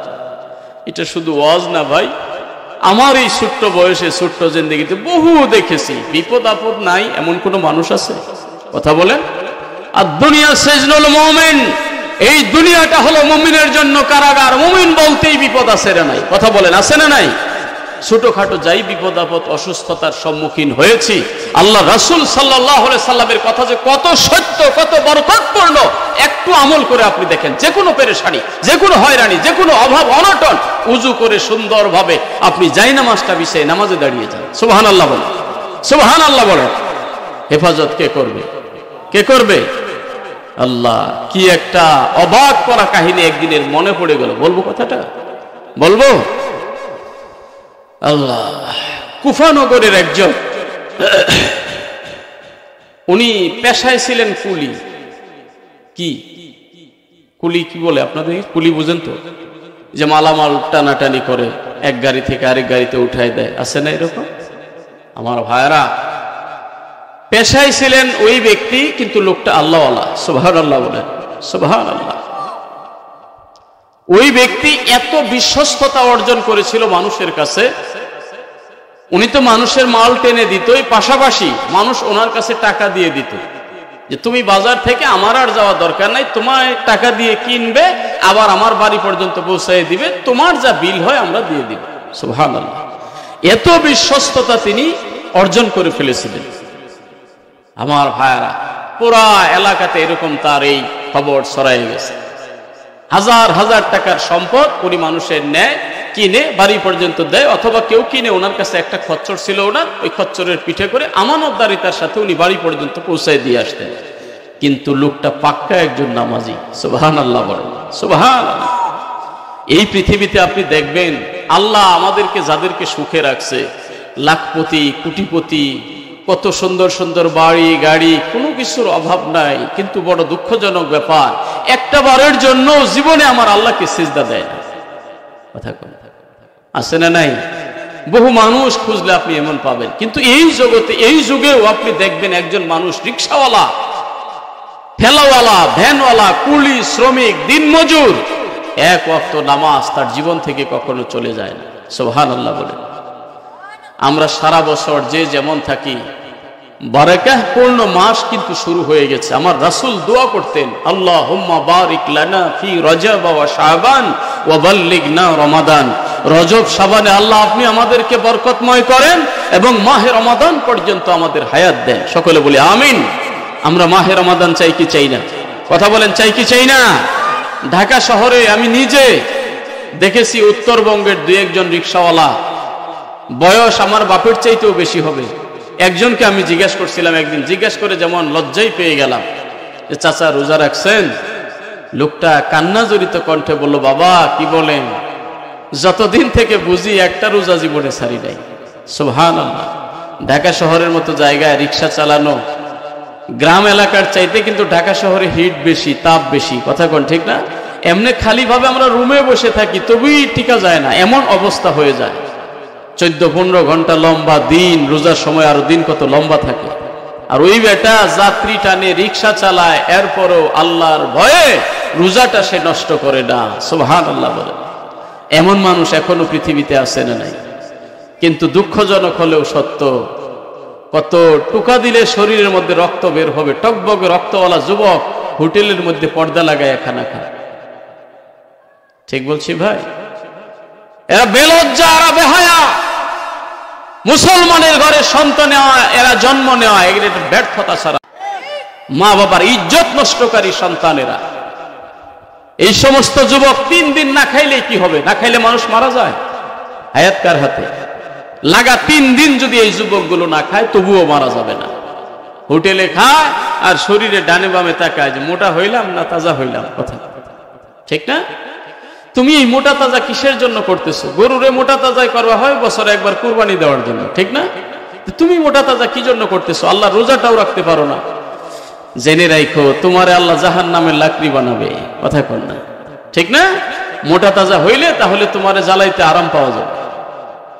আর কি বলবো ভাই, ভাষা নেই। দুঃখজনক হলেও সত্য, হোটেলে পর্দা লাগাইয়া খিলখিল করে হাসে আর খাবার খায়, চিল্লায় বলেন নাউজুবিল্লাহ। আমার ভাইয়ারা শোনেন, বাগদাদের ওই কুলি এত বিশ্বস্ততা মানুষের মাঝে অর্জন করলো, আল্লাহ রাব্বুল আলামিন তার প্রতি এত দয়াশীল, তার দিন সুন্দরভাবে চলে, মানুষ তাকে মানে। হঠাৎ করে একদিন ডাকাতের খপ্পরে পড়ে গেল, কিন্তু তিনি বুঝেন নাই যে লোকটা ডাকাত। যেই মানুষটা যত ভালো, দুনিয়ার সব মানুষকে উনি তেমন ভালো মনে করে। যার ভিতরে যত গিরিঙ্গি আছে, যার ভিতরে যত পেশ আছে, যার ভিতরে যত কুটবুদ্ধি আছে, দুনিয়ার সব মানুষকে উনি ওই রকমই মনে করে। ঠিক না বেঠি? উনি সহজ সরল মানুষ, উনি ভাবছে উনিও মনে ওনার মতোই। বলছে, এই ভাই তুমি এগুলা নিয়ে কোথায় যাবা? খচ্চর নিয়ে? বলছে আমি ওই অমুক শহরে যাব। তোমার সাথে আমাকে নিবা? আমার সাথে আপনি যাই কি করবেন? আমি একটু হাঁটতে পারি না, তো কষ্ট। তোমার খচ্চরের উপরে মালের সাথে আমাকে যদি উঠতে দিতা, এর বিনিময়ে আমি তোমাকে কিছু টাকা দিব। উনি ভাবছে মাল বহন করাই আমার কাজ, উনি উঠলেও যদি আমাকে 2-4 টাকা দেয় তা আমার ব্যবসা আরো লাভ হইল। কি বলেন, ঠিক না? সরল মনে ওনাকে উঠতে দিয়েছে। আবার ভাইয়ারা, যাইতে যাইতে এমন একটা পয়েন্টে যায় পৌঁছলো যেখানে রাস্তা দুই দিকে গেছে, একটা ডানে একটা বাম। বামের রাস্তা দিয়ে ওনার চলাফেরা, উনি যাবে, ওই কুলি ব্যক্তি। ডানের রাস্তা দিয়ে উনি কখনো ঢুকেন নাই। কিন্তু এই বেটা বলতেছে, ভাই তুমি কোন দিকে যাবা? বামের রাস্তা দিয়ে সব সময় যাতায়াত করি, এই পথটা আরো সহজ। চিন্তা করছেন? মানে এটা শর্ট হবে। লম্বা পথের চাই আমরা অনেক সময় কোনাকুনি ব্যবহার করি, আছে না নাই? এমন যে ইন্দিরে গেলে যদি সহজ হয় এই রাস্তাটাই ধরি। উনি সহজ রাস্তাটা ভাবছে, ওনার কথাটা বিশ্বাস করলো, বিশ্বাস করে সোজা ডান দিকে চলছে। যাইতে যাইতে আস্তে আস্তে রাস্তা শেষ হয়ে গেল, এরপরে জঙ্গলের মতো লাগে। বলতেছে, ভাই এটা তো জঙ্গল জঙ্গল। কই এটা তো জঙ্গলের পরেই তোমার ওই শহর বের হয়ে যাবে। চিন্তা করছেন? আমার ভাইয়ারা, লোকটার প্রতি বিশ্বাস করে তিনি কোনো প্রতিবাদ না করে জঙ্গলের ভিতর দিয়ে রওনা করলেন। যাইতে যাইতে এমন একটা জায়গায় গিয়ে পৌঁছলেন যেখানে যাওয়ার পরে দেখা যায় কয়েকটা লাশ সেখানে পড়ে আছে। দুর্গন্ধ ছড়ায় গেছে। কতগুলো আগে জবাই করা হয়েছে, কতটা দুই একদিন আগে জবাই করা হয়েছে। আর কাজই হলো প্রত্যেক দিন একটা করে লোক ধরে আনা, এখানে যার কাছ থেকে যা নেওয়ার আর জবাই করে ফেলে। চিল্লায় বলেন নাউজুবিল্লাহ। সম্মানিত হাজিরিন, এই সহজ সরল আল্লাহওয়ালা কুলি ব্যক্তি ওখানে যাওয়ার পরে লাশ দেখেই তো তোর খবর হয়ে গেছে। তিনি বললেন, ভাই এটা কোন জায়গায় আসলেন? আর তো কোনো রাস্তা দেখি না, কোনো কথা বলবি না, যা আছে সব এখানেই রেখে দে। রাখলাম, এখন আমি তোকে মারবো, মানে একেবারে মেরে ফেলবে। উনি তখন বলল, একেবারে মারবেন কেন? আপনার তো টার্গেট মালামাল নিবেন, খচ্চর নিবেন, টাকা পয়সা আমার কিচ্ছু লাগবো না, আমার জানে বাঁচান, আমার ছেড়ে দেন, আমি চলে যাবো। কোনো আমি কাউকে যাইতে দেই না। চিন্তা করছেন? মানে এই পর্যন্ত যতজনকে সে এখানে আসছে কাউকে আর ফিরতে দেয় না, কারণ ফিরলে তো তথ্য প্রকাশ পেয়ে যাবে। বুঝেন নাই ব্যাপারটা? ওই যে খুলনাতে একটা ছিল এরশাদ শিকদার, নাম শুনছেন আপনারা? আমি খুলনাতে মাহফিল করতে যাওয়ার পরে একটা ছেলে সকালবেলা, রাতে ছিলাম সেখানে, খুব ভালো। ও বললো, হুজুর এরশাদ শিকদারের বাড়ি দেখবেন। আমি বললাম, দেখলে কি সব হবে? বলতেছে, না হুজুর একটু দেখলে। স্বর্ণলতা না কি জানি নামটা, স্বর্ণকমল, হ্যাঁ এই যে ভাই বলছে স্বর্ণকমল গেটে লেখা। ওখানে গেলাম, যাওয়ার পরে ভিতরে ঢুকি নাই, কারণ ওটা তো অবশ্যই গজবের জায়গা। কথা বলেন ঠিক না? কারণ ছেলেটার কাছে আমি যতটুকু শুনলাম, মানে কাউকে যদি এই বদমাইশ অ্যাটাক করতো তাহলে ডাইরেক্ট ধরে নিয়ে জবাই করে, ওর নাকি বড় বড় মাছের পুকুর আছে, ওখানে মানুষকে কেটে ওই পুকুরে ছেড়ে দিত, মাছে খেয়ে ফেলতো। নাউজুবিল্লাহ। এলাকায় কোনো সুন্দরী যুবতী থাকলে যদি ওর চোখে লাগতো, প্রাইভেট কারে উঠাই ওই স্বর্ণকমলে নিয়ে আসতো। কত যে মেয়ের বাবারা আত্মরাত করেছে, মজলুম, আল্লাহর কাছে কান্না দিয়েছে, আল্লাহ এই এরশাদ শিকদারের হাত থেকে তুমি আমাদেরকে কখন বাঁচাবা। এত পুরাটা এলাকা দখল করে ফেলেছিল। শুনেছি, আল্লাহ মালুম, ওই ছেলেটা বলেছে, হুজুর বাড়ির ভিতরে তার এমন সুরঙ্গ আছে, এমন গোপন জায়গা আছে, 2-1 মাস যদি সে এখানে পলায়ে থাকে ধরার কোনো ক্ষমতা নাই। কিন্তু ধরা পড়ছে কি পড়ে নাই? কথা কোন? আরে একদিন তো জালেমের জুলুমের অবসান হবেই হবে। কথা বলেন ঠিক না? এটা কেউ পৃথিবীতে আটকায় রাখছে কেউ পারছে? এত সুরঙ্গ, এত কিছু। কিন্তু আশ্চর্যের ব্যাপার হলো এই সুরঙ্গগুলো গভীর, এই গোপন রুমগুলো, বেডরুমগুলো যেই মিস্ত্রিরা ইন্ডিয়া থেকে এসে তৈরি করেছে, যেই দিন কাজ শেষ ওই দিন নাকি তাকে মেরে ফেলা হয়েছে। চিন্তা করছেন ব্যাপারটা? মানে দ্বিতীয় এরকম কেউ যেন আর তৈরি করতে না পারে, আর বাহিরে যায় ও যেন প্রকাশ করতে না পারে যে ভিতরে কি কি আছে। বুঝতে পারছেন ব্যাপারটা? সেম কাহিনী বাগদাদের ওই বেটা যাওয়ার পরে বলতেছে, যা নেওয়ার আপনি নেন, আমার প্রাণটা ছেড়ে দেন, আমি তো কোনো অপরাধ করি না, না তোকেও আমি যেতে দিব না। আমার ভাইয়েরা, উম্মতে মুহাম্মাদের জন্য আল্লাহ কত বড় সুযোগ দিয়েছে। আল্লাহু আকবার। ওই কুলি ব্যক্তি তখন বলে ফেললো, ভাই জীবনে চলেই যখন যাব, এক ওয়াক্ত নামাজ কোনোদিন ছেড়ে দেই নাই, আপনার কাছে একটা সময় দাবি করি, শুধু 2 রাকাত নামাজ আদায় করার মতো সুযোগ আমারে দেন। সুবহানাল্লাহ। এই জন্য আমার ভাইরে, জীবনের ওই মুহূর্তে এসে কিসের ভয়, কিসের কি সময় চাইলেন? প্রাণ ভিক্ষাও তিনি চাইলেন না, কারণ প্রাণ দেওয়ার মালিক আল্লাহ, নেওয়ার মালিক আল্লাহ। জাতির পিতা ইব্রাহিম খলিলুল্লাহ নমরুদের সামনে দাঁড়িয়ে স্পষ্ট বক্তব্য দিয়ে বলেছিলেন, রব্বিয়াল্লাযী ইউহয়ী ওয়া ইউমীত, আমার রব তো তিনি যিনি মারতেও পারে বাঁচাইতেও পারে। সুবহানাল্লাহ বলেন। জীবনের মালিক কে ভাই বলেন? কথাগুলো কেন বলতেছি? একটু আমলের সঙ্গে লাগাবেন, শরীরে আমলটা একটু ধরবেন, মহব্বত করে নামাজটাকে। এক নামাজ আপনাকে অনেক কিছু থেকে হেফাজত করবে ইনশাআল্লাহ। ইনশাআল্লাহ বলে। যুদ্ধের ময়দানে সাহাবায়ে কেরামের শরীরের মধ্যে তীর চাল্লার মতো ছিদ্র করে দিয়েছিল শরীরকে। বড় বড় তীরগুলো যখন এই পাশ দিয়ে ঢুকে এর পাশে বের হয়ে যাইত, টানলে মনে হয় যেন সারা শরীর সহ লড়াচড়া করে। ওই মুহূর্তে তারা বলেছে, এমনে যদি তোমরা তীর টান দাও শরীর থেকে আমার ভয় লাগে, আমার শরীর কাঁপে, বড় জ্বালা যন্ত্রণা শুরু হয়। আমি একটু নামাজে দাঁড়াই, কারণ নামাজে দাঁড়াইলে আমার দুনিয়ার কোনো খেয়াল থাকে না, হুঁশ থাকে না। তখন তোমরা তীরগুলো টেনে টেনে আমার শরীর থেকে বের করবে। সুবহানাল্লাহ বলে। নামাজটা তাদের কেমন নামাজ ছিল রে ভাই? তা আপনাদের খেদমত আরজ করতে চাই, ইমানটাকে পাকাপুক্ত করেন, মজবুত করেন। যা করব সব আল্লাহর জন্য, এই স্লোগানটা মুখে এবং অন্তরে এক করে নেন। দেখবেন ওযু করে 2 রাকাত নামাজে দাঁড়াইলে এত মায়া, এত মজা। রুকু শুধু লম্বা করতে মন চাবে, সিজদা শুধু লম্বা করতে মন চাবে। এই মায়া, এই মহব্বত নিয়েই তো রাহমাতুল লিল আলামিন নামাজে দাঁড়িয়ে যাইতেন। আয়েশা সিদ্দিকা রাদিয়াল্লাহু তাআলা আনহা বলেছেন, মাঝে মাঝে দেখতাম নবীজির পা মোবারক ফুলে যাইতো, মনে হয় যেন ফেটে রক্ত বের হয়ে যাবে। জিজ্ঞাসা করা হইলে, নবী গো আপনার তো কোনো ভুল নাই, আপনার কোনো গুনাহ নাই, কেন আপনি এত লম্বা সময় ধরে নামাজ আদায় করেন? আল্লাহু আকবার। আমার নবীর কোনো গুনাহ আছে? গুনাহ আছে? সমস্ত নবীরা মাসুম, আল আম্বিয়া মাসুম, সমস্ত নবীরা নিষ্পাপ। কথা বলেন ঠিক কিনা? নবীদের জীবনে কোনো ভুল নাই, কোনো গুনাহ নাই। কথা বলেন ঠিক কিনা? এই আকীদাতে আমরা বিশ্বাসী কিনা? নবীদের কোনো গুনাহ আছে? আর সেই জায়গায় আমার নবী রাহমাতুল লিল আলামিন, নবীজি তখন একটা জবাব দিয়েছিলেন রে ভাই। আর আমরা তো একটু সুযোগ পাইলে কত কিছু করে ফেলি।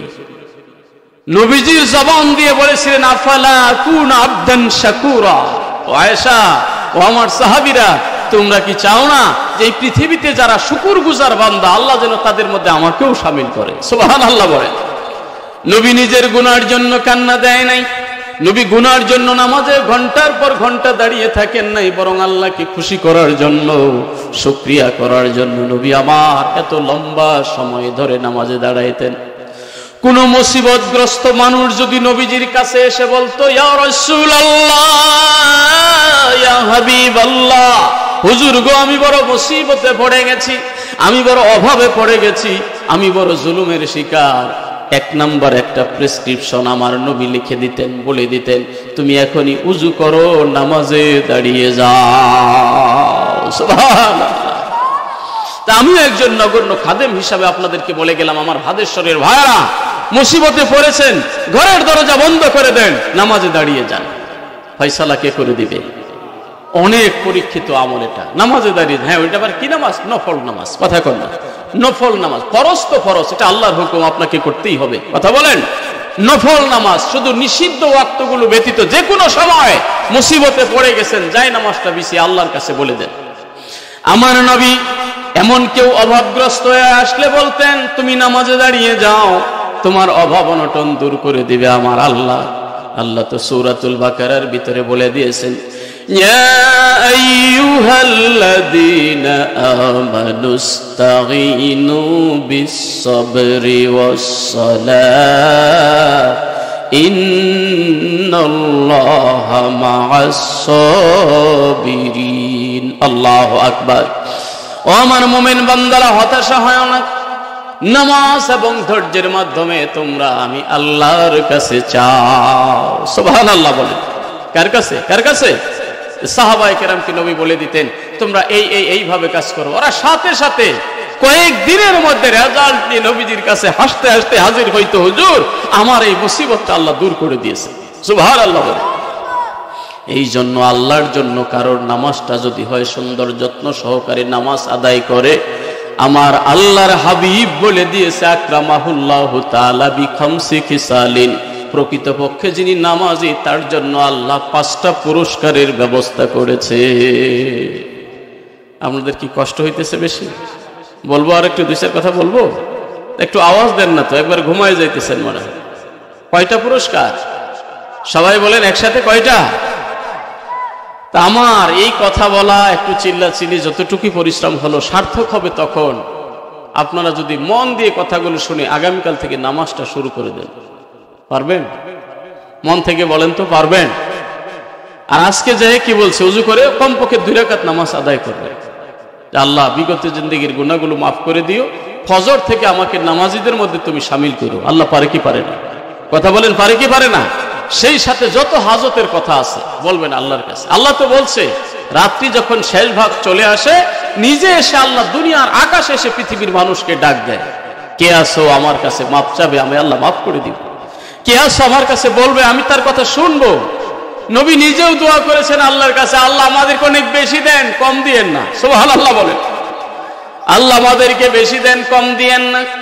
আল্লাহ আমাদের ইজ্জত বাড়িয়ে দেন, লাঞ্ছিত করিয়েন না। আল্লাহ আমাদেরকে দেন, বঞ্চিত করিয়েন না। সুবহানাল্লাহ বলেন, সুবহানাল্লাহ। আমার নবী বলেছেন তোমার পায়ের জুতার ফিতাটা যদি ছিঁড়ে যায় এই ফিতাটা পর্যন্ত আল্লাহর কাছে চাও। কার কাছে ভাই? যদি বলতে হুজুর আমরা অনেক ধনী মানুষ, আমাদের আর চাওয়ার দরকার নেই, সেটা ভিন্ন ব্যাপার। কিন্তু কারোর যদি দরকার থাকে কিছু, কারণ আমি মনে করি মানুষ বলতেই মুখাপেক্ষী, কথা কন। কেউ যদি নিজেকে মনে করে যে আমি স্বয়ং সম্পূর্ণ, এটা মানুষের কাতারে থাকে না, কথা কন, ঠিক না? এটা একমাত্র আল্লাহর জন্য মানায়। আল্লাহুস সামাদ, আল্লাহ অমুখাপেক্ষী, কথা বলেন ঠিক কিনা? মানুষ বলতেই মুখাপেক্ষী। একজনকে দূর থেকে অনেক চিকচাক চিকচাক দেখবেন, খবর নিয়ে দেখেন ভিতরে উনি যে কত জ্বালায় আছে এটা আপনার মাথায় নাই, কথা কোন ঠিক না? এটাই হলো দুনিয়া। আমার ভাইরা, প্যারা নবী মুহাম্মদুর রাসূলুল্লাহ সাল্লাল্লাহু আলাইহি ওয়াসাল্লাম আমাদেরকে ঈমান শিক্ষা দিলেন। ঈমানের সংজ্ঞা বলতে যায় বললেন ঈমানের শাখা প্রশাখা রয়েছে 70টারও বেশি, মনে আছে?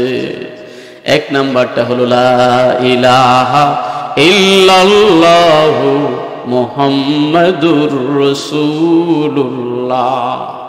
2 নম্বরে আমার নবী সর্বনিম্ন শাখা বললেন ওয়া ইমাতাতুল আযা আনিত তরিক। রাস্তাতে যদি কষ্টদায়ক কিছু থাকে, ময়লা আবর্জনা থাকে, নোংরা কিছু থাকে, রাস্তা থেকে পরিষ্কার করে দেয় যারা, আরা হলো ঈমানদার। সুবহানাল্লাহ বলেন। এই জন্য আমার ভাইরা দেখেন, আজ থেকে 1450 বছর আগে নবী আমার থিওরি দিয়ে গেলেন, আমরা যদি প্রকৃতপক্ষে উম্মতে মুহাম্মদী হই তাহলে আমার বাড়ির কাছে আমি কখনো নোংরা বানায় রাখতে পারি না, কথা বলে। যার যার বাড়ির কাছে এটা তার তার দায়িত্ব রাস্তাটা পরিষ্কার রাখা। রাস্তায় কোনো কাটা থাকলে, রাস্তায় কোনো ইট থাকলে, খোয়া থাকলে, বালি থাকলে এটা পাবলিকের চলাচলের সুবিধার জন্য আমাকে সুগম করে দিতে হবে। এটা ঈমানের পরিচয় বহন করে, কথা বলেন ঠিক কিনা? আর আমি হাজী সাহেব, আমি ইমাম সাহেব, আমি এলাকার মাতব্বর সব, কিন্তু আমার বাড়ির সামনে রাস্তায় ইচ্ছা করলে আমি গরু বেঁধে রাখতেছি, গরু এ পেশাব পায়খানা করে রাস্তাটা নষ্ট করে রাখতেছে, কিন্তু আমি ইমানদার, কথা কর। রাস্তা আমি ইচ্ছা করে ড্রেন খুঁজে রাখতেছি, ইচ্ছা করে রাস্তা বন্ধ করে দিতেছি, এটা উম্মতে মুহাম্মদীর কাজ না। নবী আমার বলে গিয়েছেন যার ভিতরে ঈমান আছে ওনার দায়িত্ব হলো রাস্তাটাকে সুন্দর করে ক্লিয়ার করে রাখা। সুবহানাল্লাহ বলেন, সুবহানাল্লাহ। তাহলে রাস্তাঘাট আমরা কখনো নষ্ট করে রাখবো না, রাজি আছেন? এটা ঈমানের পরিচয় বহন করে। আপনি রাস্তায় একটা সামান্য নোংরা কিছু দেখলেও নিজ দায়িত্বে, ঈমানি দায়িত্ব মনে করে রাস্তাটাকে পরিষ্কার করে রাখবেন। সুবহানাল্লাহ বলেন। 3 নম্বরে আমার নবী বলেছেন ওয়াল হায়াউ শুবাতুম মিনাল ঈমান। চোখের লজ্জা, লজ্জা শরম এটাও ঈমানের অন্তর্ভুক্ত। এই জন্য দেখবেন অনেক মানুষের লজ্জা আছে না নাই, কিন্তু অনেক মানুষের আছে আবার লজ্জা নাই। লজ্জা যার নাই তার কিছু নাই। যখন তোমার লজ্জা শেষ হয়ে যাবে তখন তুমি যা ইচ্ছা তাই করতে পারবে। এই জন্য আমার ভাইয়ারা দেখবেন আপনার মহল্লাতে, আপনার সমাজেও থাকতে পারে এমন কত গরিব মানুষ দিনে একবার খায় অথবা 2 দিনে একবার খায়, 1 মাস 6 মাসে কোনোদিন গরুর গোশত মুখে পড়ে না, বড় একটা মাছ 6 মাসে খেতে পারে না, এরপরেও চোখ লজ্জা ভেঙ্গে একটা মানুষের কাছে কোনোদিন খুলে বলে না। শীতে কাতরাইতে থাকে, ছোট্ট শিশুটা বাড়িতে যাওয়ার পরে খাবারের জন্য মজার জন্য চিৎকার দেয়, ওই বাবা দিতে পারে না, কিন্তু চোখ লজ্জা আছে, মানুষের কাছে লজ্জা করে বলতে পারে না। আছে না নাই? আপনার জন্য দায়িত্ব হলো যেই ব্যক্তি চায় আর যে চায় না, তুলনামূলকভাবে যেই গরিব লজ্জাশীল চাইতে পারে না, খুঁজে খুঁজে খুঁজে খুঁজে তার কাছে যায় আপনার সাহায্যটা পৌঁছে দেওয়া। আমার ভাইয়ারা, সর্বাঙ্গে ব্যথা, ঔষধ দিব কথা, নসিহত কয়টা করব, কত যে আমাদের সমস্যা। সেম কুরবানির মতো একটা কম্বল দিলে 10টা কোম্পানির সাংবাদিক নিয়ে হাজির করে কথা কয়, ঠিক না? ওই কম্বল আবার ধরে 10 নেতা মিলে, মনে হইতেছে এমন এটা দিতেছে নাকি ওই ওনার কাছ থেকে 10 জন মিলে নিতেছে, এমন বোঝা যায়। কথা কোন ঠিক না? কম্বল, একটা কম্বল দিতেছে, নেতা ধরছে 10 জন। নাউজুবিল্লাহ। ওই রকম কম্বল 1000 একটা নেতাই দিতে পারে। কথা বলেন ঠিক কিনা? আমার দেশের নেতাদের যে অবস্থা, এই যে বিগত দিনে কিছু নেতা, এটা কোনো দল টল কেউ রাগ হয়ে না, আওয়ামী লীগ বিএনপি মিলিয়ে আমরা বাংলাদেশে আছি, কিন্তু সত্যটা সত্য বলতে হবে ভাই। আমিও কোনো দলের বক্তা না, রাজনীতি করি না, কিন্তু এরপর এই জন্য কি ব্রেনে একটা কথা আসলে ওটা বাদ দেওয়া যাবে? আল্লাহর কাছে তো হিসাব দিতে হবে। কথা কন ঠিক না? বিগত একজন নেতার খবর শুনলাম, বাংলাদেশ ছাড়াও বিদেশে, মানে নামি নামি রাষ্ট্রগুলাতে 500 থেকে 600 বাড়ি তাহার। চিন্তা করছেন? জীবনে একবার করে ওই বাড়িগুলোতে ঘুমাইতে পারবে কিনা আল্লাহ ভালো জানে, ঠিক আছে কথা। 365 দিনে 1 বছর, আর বাড়ি হলো 5 থেকে 600। বিদেশের জমিনে ওইরকম এক একটা বাড়ি করতে কত কোটি টাকার প্রয়োজন হয়েছে। আমার ভাই, এগুলো নেশার ভিতরে কাজ করছে। কথা কোন ঠিক না? তা আপনাদের খেদমতে আরজ করতে চাই, সমাজে যে ব্যক্তি চাইতে পারে না, লজ্জায় মুখ খুলে না, কত বিধবা মহিলা আছে দেখবেন, পরনের শাড়িটা পর্যন্ত নাই, কিন্তু চোখ খুলে না, স্বামী পর্দায় রেখেছে, ইজ্জত আবরুর সাথে গোপন ঢেকে রেখেছে, জীবনে কোনোদিন বাহিরে বের হয় নাই, কারোর কাছে যেতে পারে না। আপনি ধনী মানুষ হিসাবে আপনার কাঁধে দায়িত্ব, মহল্লার ওই শ্রেণীর মহিলার কাছে আপনি একটা শাড়ি পৌঁছায় দেন, আল্লাহ রাব্বুল আলামিন আপনার প্রতি খুশি হয়ে যাবে। হাসরের দিন বলিবেন খোদা, হে আদম সন্তান, তুমি মোর সেবা করো নাই, যবে ছিল রোগে অজ্ঞান। মানুষ বলিবে তুমি প্রভু করো তার, আমরা কেমনে লইব তোমার পরিচর্যার ভার। বলিবেন খোদা দেখনি মানুষ কেঁদেছে রোগের ঘরে, তারি শুশ্রূষা করিলে আজি পাইতে আমায় পাশে। জোরে বলেন মারহাবা। হাদিস শরীফে এসেছে, কিয়ামতের ময়দানে রব্বুল আলামিন কিছু কিছু মানুষকে ধরে বলবে, বান্দারে আমি বড় ক্ষুধার্ত ছিলাম, তোর কাছে আমি দুনিয়াতে খাবার চাইছিলাম, আমারে খাবার দেশ নাই, যদি আমারে খাওয়াইতি আজকে কিয়ামতের ময়দানে আমি আল্লাহ তোর পাশে থাকতাম। আমরা মানুষ তখন বলতে থাকবো, আল্লাহ জীবনে তো কোনোদিন আপনাকে দেখি নাই, কোন দিন আপনি আবার আমার বাড়িতে গেলেন খাবার জন্য, আপনি যে খান এটাও তো জানতাম না, এটা কেমন কথা? আল্লাহ কি মিথ্যা বলে? কথা কোন আল্লাহ কি মিথ্যা বলে?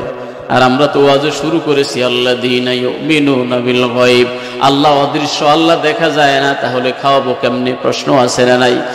আমার ভাইরা, আল্লাহ রাব্বুল আলামিন বলবে, রে দুনিয়ার মানুষ শোনো শোনো শোনো, আমার খাবারের দরকার নাই, আমি আল্লাহ খাওয়া পরা ঘুমানো বংশ বিস্তার সব থেকে আমি আল্লাহ মুক্ত। তোমার বাড়ির কাছে একজন ক্ষুধার্ত মানুষ ছিল, অনাহার ছিল, 2 দিনে 1 দিনে খাইতো, ওই মানুষটার মুখে তুমি যদি 1 লোকমা খাবার যোগাইতে, আজকে হাসরের ময়দানে আমি আল্লাহরে খাওয়ানো হয়ে যাইতো। দুনিয়ার একটা পিপাসার্ত মানুষকে তুমি যদি 1 গ্লাস পানি পান করাইতে, আমাকে পান করানো হইতো। শীতের যন্ত্রণায় কম্পন শুরু হয়েছে, এই মানুষগুলোরে তুমি যদি শীতের বস্ত্র দিতে, কম্বল দিতে, তাহলে আমি আল্লাহরে দেওয়া হইতো। তার মানে আমার ভাইয়ারা, আন্নাসু লিন্নাস মানুষ হলো মানুষের জন্য। আল্লাহ বলেছে তোমাদেরকে তৈরি করা হয়েছে মানুষের জন্য। আমরা মানুষের খাওয়াইলে আল্লাহরে খাওয়ানো হয়, মানুষের সেবা করলে আল্লাহর সেবা করা হয়, মানুষের যত্ন নিলে আল্লাহর যত্ন করা হয়। আল্লাহর যে যত্ন করে, আল্লাহর যে খাওয়ায়, কিয়ামতের ময়দানে আল্লাহ তার পাশে থাকবে কি থাকবে না? আমার ভাইরা, আমল ইবাদতের পাশাপাশি আশপাশের মানুষদেরকে আমরা খবর নিব, কারণ ওই মানুষটা লজ্জাওয়ালা। যার লজ্জা আছে তার ঈমান আছে। সুবহানাল্লাহ বলেন, সুবহানাল্লাহ। এই জন্য ইজাফাতাকাল হায়া ফাফআল মা শি'তা, তোমার লজ্জা যখন চলে যাবে, দেখবেন সমাজের যত অশ্লীল, যত ভণ্ড, যত বাটপার, এদের দেখবেন আগে চোখ লজ্জা নাই। কথা কন না? কারণ চোখ লজ্জা থাকলে সে মিথ্যা কথা বলে না, যে যদি ধরা খেয়ে যায় মুখ দেখাবো কেমনে? কথা কন না? চোর কখনো লজ্জা থাকলে চুরি করতে পারে না, ডাকাত লজ্জা থাকলে ডাকাতি করতে পারে না, ছিনতাইকারী লজ্জা থাকলে ছিনতাই করতে পারে না। কারণ যত বড় ডাকাতি হোক, ধরা পড়ার গ্যারান্টি আছে না নাই?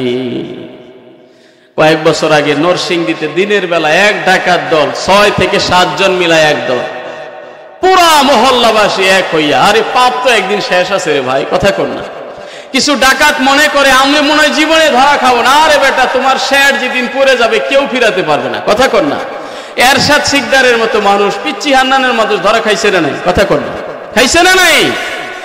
আরে সব ধরা খাইয়া যাবে 2 দিন আগে আর পরে। দিনের বেলায় ধরা খাইলো, সারা পাবলিক এমন পিটান দিল, 6টারে বস্তার মধ্যে ভরে দিনের বেলায় পুকুরে ফেলে দিল। একেবারে 6 জন এক জায়গাতে, নরসিংদীর মতো নাম করা জায়গার ডাকাত। কিন্তু সময় ওই দিন শেষ। কথা বলেন ঠিক না? আল্লাহর মাঠ, জগতের ভার, এগুলো অপকর্মের সাথে যারা আমরা নিয়োজিত আছি, অবশ্যই নিজেদেরকে দূরে রাখবো। কথা বলেন ঠিক কিনা? সম্মানিত হাজরিন, একটা কথা বলতেছিলাম, বলে শেষ করে দেই, কষ্ট বেশি হয়ে গেল আপনাদের। আমার ভাইরা, বাগদাদের সেই বেটা মনে আছে তো কথাটা? ওই পর্যন্ত যাওয়ার পরে সে বলতেছে, বাবা শেষ যখন করবাই আমাকে 2টা রাকাত নামাজের সুযোগ দাও। সুবহানাল্লাহ বলে, সুবহানাল্লাহ। ডাকাত মুস্কি মুস্কি হাসে আর বলে, তোমার মতো আগে যারা এসেছিল এর মধ্যে 2-1 জন নামাজিও ছিল, তবুও রেহাই পায়নি। চিন্তা করছে বদমাইশের কথাটা? আচ্ছা, তুমি যখন নামাজ পড়তে চাও পড়ো, তোমার মনের শান্তি। আবার ভাইয়ের, আল্লাহর কসম, মাল্লাহুল মাওলা ফালাহুল কুল, যে ব্যক্তি আল্লাহর হয়ে যায় সমগ্র সৃষ্টি তার হয়ে যায়। সুবহানাল্লাহ বলেন। এমনও মানুষ পৃথিবীতে ছিল, হাতের আঙ্গুল দিয়ে ইশারা করলে চন্দ্রটা পর্যন্ত দ্বিখণ্ডিত হয়ে যাইত। কথা কন না? তিনিও তো মানুষ, কিন্তু সাধারণ মানুষ না। কথা কন না? তিনি বিশ্ব নবী রাহমাতুল লিল আলামিন, নবী মুহাম্মদুর রাসূলুল্লাহ সাল্লাল্লাহু আলাইহি সাল্লাম। বাবা ইব্রাহিম খলিলুল্লাহ নমরুদের সামনে দাঁড়িয়ে বলেছিল, আমার আল্লাহ মারতেও পারে বাঁচাইতেও পারে। মনে আছে কথাটা? কিন্তু সেও বলেছিল, আনা উহি অমিত, আমিও মারতেও পারি বাঁচাইতেও পারি। নাউজুবিল্লাহ বলেন। তখন তিনি তর্কে না জড়ায় একটা কথা বলেছিলেন, তাহলে আপনি যখন সব পারেন, সূর্য পশ্চিম থেকে, পূর্ব থেকে উদয় হয়, পশ্চিম দিকে চলে যায়, আজকে একটু আপনি সূর্যটাকে পশ্চিম থেকে উঠান দেখি কেমনে পারে। ফাবহিতাল্লাযী কাফার, ওই বদমাইশের জবান তখন বন্ধ হয়ে গেছে। কি জবাব দিলেন? চন্দ্রটা যদি ওর হাতের মুঠোয় হইতো, সূর্যটা যদি ওর হাতের মুঠোয় হইতো, তাহলে ধরে দেখায় দিত এই যে সূর্য আমার হুকুমে চলে। কথা কোন ঠিক কিনা? এটা তো ধরা ছোঁয়ার বাহিরে। তবে কেউ যদি আল্লাহর হয়ে যায়, আল্লাহওয়ালা হয়ে যায়, আল্লাহ রাব্বুল আলামিন ইচ্ছা করলে ওই মানুষগুলোকে দিয়ে ব্যতিক্রম ধর্মী কিছু দেখায়া দেয়। কারামাতুল আউলিয়ায়ে হক, আল্লাহর ওলিদের কারামত সত্য। কথা বলেন ঠিক কিনা? আমরা বিশ্বাস করি কি করি না? আল্লাহওয়ালা মানুষ যারা, আল্লাহ তাদের থেকে কারামত দেখায় দেন। নবীদের জন্য আল্লাহ মুজিজা দিয়েছেন, ঠিক না? এই মুজিজা কিন্তু আলাদা কোনো ব্যাটাগিরি না, এটাও রব্বুল আলামিনের দ্বীনের সহায়ক একটা সৃষ্টি। সুবহানাল্লাহ বলেন। যারা ডাইরেক্ট নবীর দাওয়াত মানে না, ওদেরকে আশ্চর্যজনক কিছু দেখাইয়া দ্বীনের দিকে, ইসলামের দিকে, আল্লাহর পথের দিকে আকৃষ্ট করার জন্য নবীদেরকে আল্লাহ মুজিজা দিয়েছে। সুবহানাল্লাহ বলেন, ঠিক না? চন্দ্র দ্বিখণ্ডিত নবীজি কেন করছিলেন? ওই বদমাইশ এসে বলল বহুদিন বহু পরীক্ষা করার পরে, যে ও মুহাম্মদ সাল্লাল্লাহু আলাইহি ওয়াসাল্লাম, তুমি যদি আজকে একটু দেখাইতে পারো এই চন্দ্র, আকাশের চন্দ্র। কেন? ওরা জানতো কি আশেপাশের মানুষগুলোকে মুহাম্মদ জাদু করেছে। নাউজুবিল্লাহ বলে। তা না হলে যেই তার কাছে যায় সেই কেন তার এত ভক্ত হয়ে যায়? চন্দ্র তো অনেক দূরে, ওখানে তো আর জাদু করতে পারবে না। চিন্তা করছেন ব্যাপারটা কোন জায়গায়? ও মুহাম্মদ, তুমি বলো দেখি, ওই চন্দ্রটাকে দ্বিখণ্ডিত করে দেখাইতে পারবা কিনা? নবী তো আমার নিজের থেকে কিছু কখনো করেন নাই, কথা কর না। আল্লাহ রাব্বুল আলামিনের ইশারা হয়েছে, আমার নবীজি আঙ্গুল দিয়ে চাঁদের দিকে ইশারা করেছে।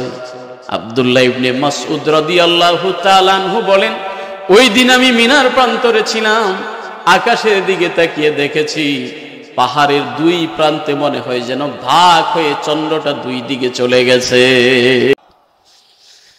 এগুলো হলো আল্লাহ প্রদত্ত ক্ষমতা, কথা বলেন ঠিক না? নবীদেরকে আল্লাহ দিয়েছে মুজিজা, আল্লাহর ওলিদেরকে দিয়েছে আল্লাহ কারামত। সুবহানাল্লাহ বলেন। তো ওই যে ব্যক্তির কথা বলতেছিলাম, শেষ পর্যন্ত বলল, আমাকে 2 রাকাত নামাজের সময় দেন। বলো ঠিক আছে, তুমি নামাজ আদায় করো, অসুবিধা নাই, কিন্তু 2 রাকাতের মধ্যে প্রথম রাকাতেই এত লম্বা সময় হয়ে গেল। এই জালিম জোরে জোরে ধমক দিয়ে বলতে চায়, তোমার কিসের নামাজ, তুমি শুধু সময় নষ্ট করতেছ। নাউজুবিল্লাহ। উনার ভিতরে এত ভয় শুরু হয়ে গেছে, সূরাতুল ফাতিহার পরে যে একটা সূরা মিলাবে জবান থেকে আর আসতেছে না কোনোটা। আলহামদুলিল্লাহি রাব্বিল আলামিন আর রহমানির রহিম শেষ পর্যন্ত গায়রিল মাগদুবি আলাইহিম ওয়ালাদ-দাল্লিন এই পর্যন্ত পড়ার পরে আর কোন সূরা জবান থেকে আসতেছে না, ভয়ে কাঁপতেছে যে সালামটা ফিরানোর পরেই তো তরবারির শিকার হতে হবে। সম্মানিত হাজরিন, শেষ পর্যন্ত দেখেন কোন সূরা মনে আসতেছে না। হঠাৎ করে সূরাতুন নামলের 62 নম্বর আয়াত, আল্লাহু আকবার। সূরাতুন নামলের 62 নম্বর আয়াত এই আল্লাহর ওলির মাথায় এসে গেছে। সূরা ফাতিহা শেষ করে বলতেছেন, আম্মাই ইউজিবুল মুদতাররা ইদা দা। জোরে বলেন আল্লাহু আকবার। আয়াতটার অর্থ হলো, আহা, কে কে তোমার ডাকে সাড়া দেয় যখন তুমি বিপদগ্রস্ত হয়ে যাও। সুবহানাল্লাহ বলেন। আম্মা ইউজিবুল মুদতাররা, বিপদগ্রস্ত মানুষের ডাকে কে সাড়া দেয়? জবান খুলে বলেন তো, কে সাড়া দেয়? কে সাড়া দেয়? আল্লাহ। আম্মা ইউজিবুল মুদতাররা বলা মাত্র আয়াতটাও শেষ করে নাই, উনি নামাজে আছে। হঠাৎ করে দেখা যাইতেছে ওই ডাকাতের চাইতে বড় ডাকাতের বেশে, লোহার টুপি মাথায় পরিহিত, চকচক চকচক করতেছে, ঘোড়া নিয়ে তরবারি নিয়ে একজন আল্লাহর বান্দা সেখানে হাজির। আল্লাহু আকবার। নুজহাতুল মাজালিস কিতাবের মধ্যে কথাটা এসেছে, ভাই লাগলে আপনি দেখে নিয়েন, কারণ হয়তো ঝামেলা করতে পারেন। এগুলো কোথা থেকে বললেন? ঠিকানা আপনাকে দিয়ে গেলাম। আমার ভাইয়ারা, ওই লোহার টুপি পরিহিত লোকটা সেখানে হাজির। হাজির হয়ে উল্টা তরবারি ধরে বলতেছে, এখন তুই বল আমার হাত থেকে তোকে কে বাঁচাবে? এইদিকে আল্লাহর বান্দা লম্বা সময় ধরে নামাজ আদায় করলেন, নামাজের ভিতরে এর খতম করা শেষ, জবাই করে ফেলছে ওই ডাকাতরে। আল্লাহু আকবার। সালাম ফিরানোর পরে চিৎকার দিয়ে বলে ফেললো, ভাই কে আপনি? আপনার পরিচয়টা দেন, কোথা থেকে এই বন জঙ্গলের ভিতরে চলে আসলেন? তখন ওই লোক জবাব দিল, তুমি যে আয়াতের মধ্যে পড়েছো আম্মা ইউজিবুল মুদতাররা, আমি ওই আল্লাহর গোলাম। আল্লাহু আকবার। খতম করে দিয়ে বলল, তুমি এখন যেখানে ইচ্ছা তোমার যে পথ মন চায় সেখান দিয়ে যাও, ঝামেলা শেষ। জোরে বলেন আল্লাহু আকবার। এই জন্য আমার ভাই, আল্লাহ ইমানের সঙ্গে এনেছেন আল্লাযীনা ইউমিনুনা বিল গায়ব, যারা অদৃশ্যের প্রতি বিশ্বাস রাখে, ওয়া ইউকিমুনাস সালাহ, এবং নামাজ কায়েম করে। জোরে বলেন কি কায়েম করে? আওয়াজ দিয়ে বলেন কি কায়েম করে? আরে নামাজ আছে যেখানে ইমান আছে সেখানে, নামাজ আছে যার ভিতরে ইমান আছে তার ভিতরে নামাজ নাই, ইমান নাই। ক্লিয়ার কথা, কথা কোন ঠিক কিনা? আমার ভাইরা, 3 নম্বরে আল্লাহ বলে দিলেন, ওয়া মিম্মা রাযাকনাহুম ইউনফিকুন। মুমিনের আরেকটা গুণ হলো, আমি আল্লাহ যা তাদেরকে দিয়েছি তা থেকে আমার পথে তারা সাধ্য অনুযায়ী ব্যয় করে। সুবহানাল্লাহ বলে। এই ইমানদারদেরকে আল্লাহ লক্ষ্য করে বলেন, ইয়া আইয়ুহাল্লাযীনা আমানু হাল আদুল্লুকুম আলা তিজারা। ও আমার মুমিন বান্দারা, আমি কি তোমাদেরকে একটা ব্যবসার কথা বলে দিব? আমি কি তোমাদেরকে একটা ব্যবসার কথা বলে দিব? সুবহানাল্লাহ বলেন। ব্যবসা শুনলে সাধারণত মানুষ খুশি হয়, ব্যবসা বলতেই লাভের ব্যাপার আছে, ঠিক না? যদিও ব্যবসা হলো লাভ লস মিলাই, এই জন্যই ব্যবসা। শুধু একটা ব্যবসায় কোনো লস নাই, কথা কন, কোনটা কোনটা? হ্যাঁ বলে ফেলছেন, বাঙালি চালাক। এই ব্যবসাও কি আছে আমাদের? থাকলে আজকে তওবা করবেন, আজ থেকে তওবা করবেন। এটা কোনো ব্যবসার মধ্যে পড়ে না। আহাল্লাল্লাহুল বাইয়া ওয়া হাররামার রিবা, আল্লাহ ব্যবসাকে হালাল করেছে, সুদকে হারাম করেছে। কথা বলেন ঠিক কি না? সুদের সাথে কোনো মুমিনের সম্পর্ক থাকতে পারে না, সুদের সাথে কখনো জড়িত হবেন না। তা আল্লাহ বলেন, আমার মুমিন বান্দারা, আমি কি তোমাদেরকে একটা ব্যবসার কথা বলে দিব, যেই ব্যবসাটার মধ্যে যদি তুমি শ্রম দাও, যদি তুমি কিছু ইনভেস্ট করো, তাহলে কি হবে দেখো, তুনজিকুম মিন আযাবিন আলীম, যন্ত্রণাদায়ক শাস্তি থেকে তোমাকে মুক্তি দিবে। সুবহানাল্লাহ বলেন। এমন ব্যবসা আমরা চাই কি চাই না? একটা ব্যবসার কথা যদি কেউ বলে যে ভাদেশ্বর মুকাম বাজারে তোমাকে একটা দোকান দিয়ে দেই, বছরে সেখান থেকে 20-22 লাখ টাকা লাভ হবে, সবাই তো হুমড়ি খেয়ে পড়বে। কথা বলেন ঠিক না? আল্লাহ এরকম একটু চমক ধরাইয়া সুন্দর করে ইমানদারকে ডাক দিয়ে বলতেছেন, আমি কি তোমাদেরকে একটা ব্যবসার কথা বলে দিব, যেই ব্যবসার মধ্যে তুমি যদি কিছু ইনভেস্ট করো, যেই ব্যবসার মধ্যে নিজেকে যদি শামিল করো, তাহলে দুজকের যন্ত্রণাদায়ক শাস্তি থেকে তোমার ওই ব্যবসা মুক্তি দিবে। সুবহানাল্লাহ বলেন, সুবহানাল্লাহ। এমন ব্যবসা আমরা চাই কি চাই না? পরকালীন শান্তি আমরা চাই কি চাই না? ভাইরে, দুনিয়া কয়দিন, এই জগতের পরে আরেকটা জগৎ আছে না নাই? সেখানের জন্য কিছু জোগাড় করে নিয়ে যায়। জোগাড়ের সামানাটা তো আমার আল্লাহই বলে দিতেছে। তুনজিকুম মিন আযাবিন আলীম, ব্যবসার 1 নাম্বার ফর্মুলাটা কি?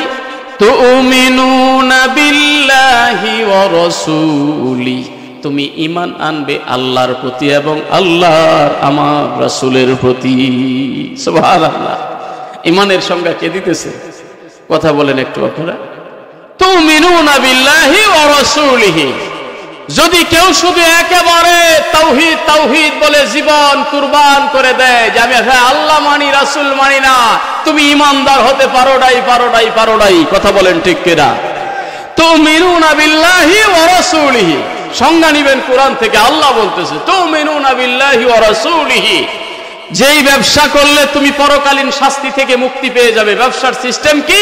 তুমিনুনা বিল্লাহি ওয়া রাসূলিহি, আল্লাহর প্রতি ঈমান আনতে হবে আর মুহাম্মদ সাল্লাল্লাহু আলাইহি সাল্লামকে রাসূল হিসেবে মানতে হবে। কথা বলেন ঠিক কিনা?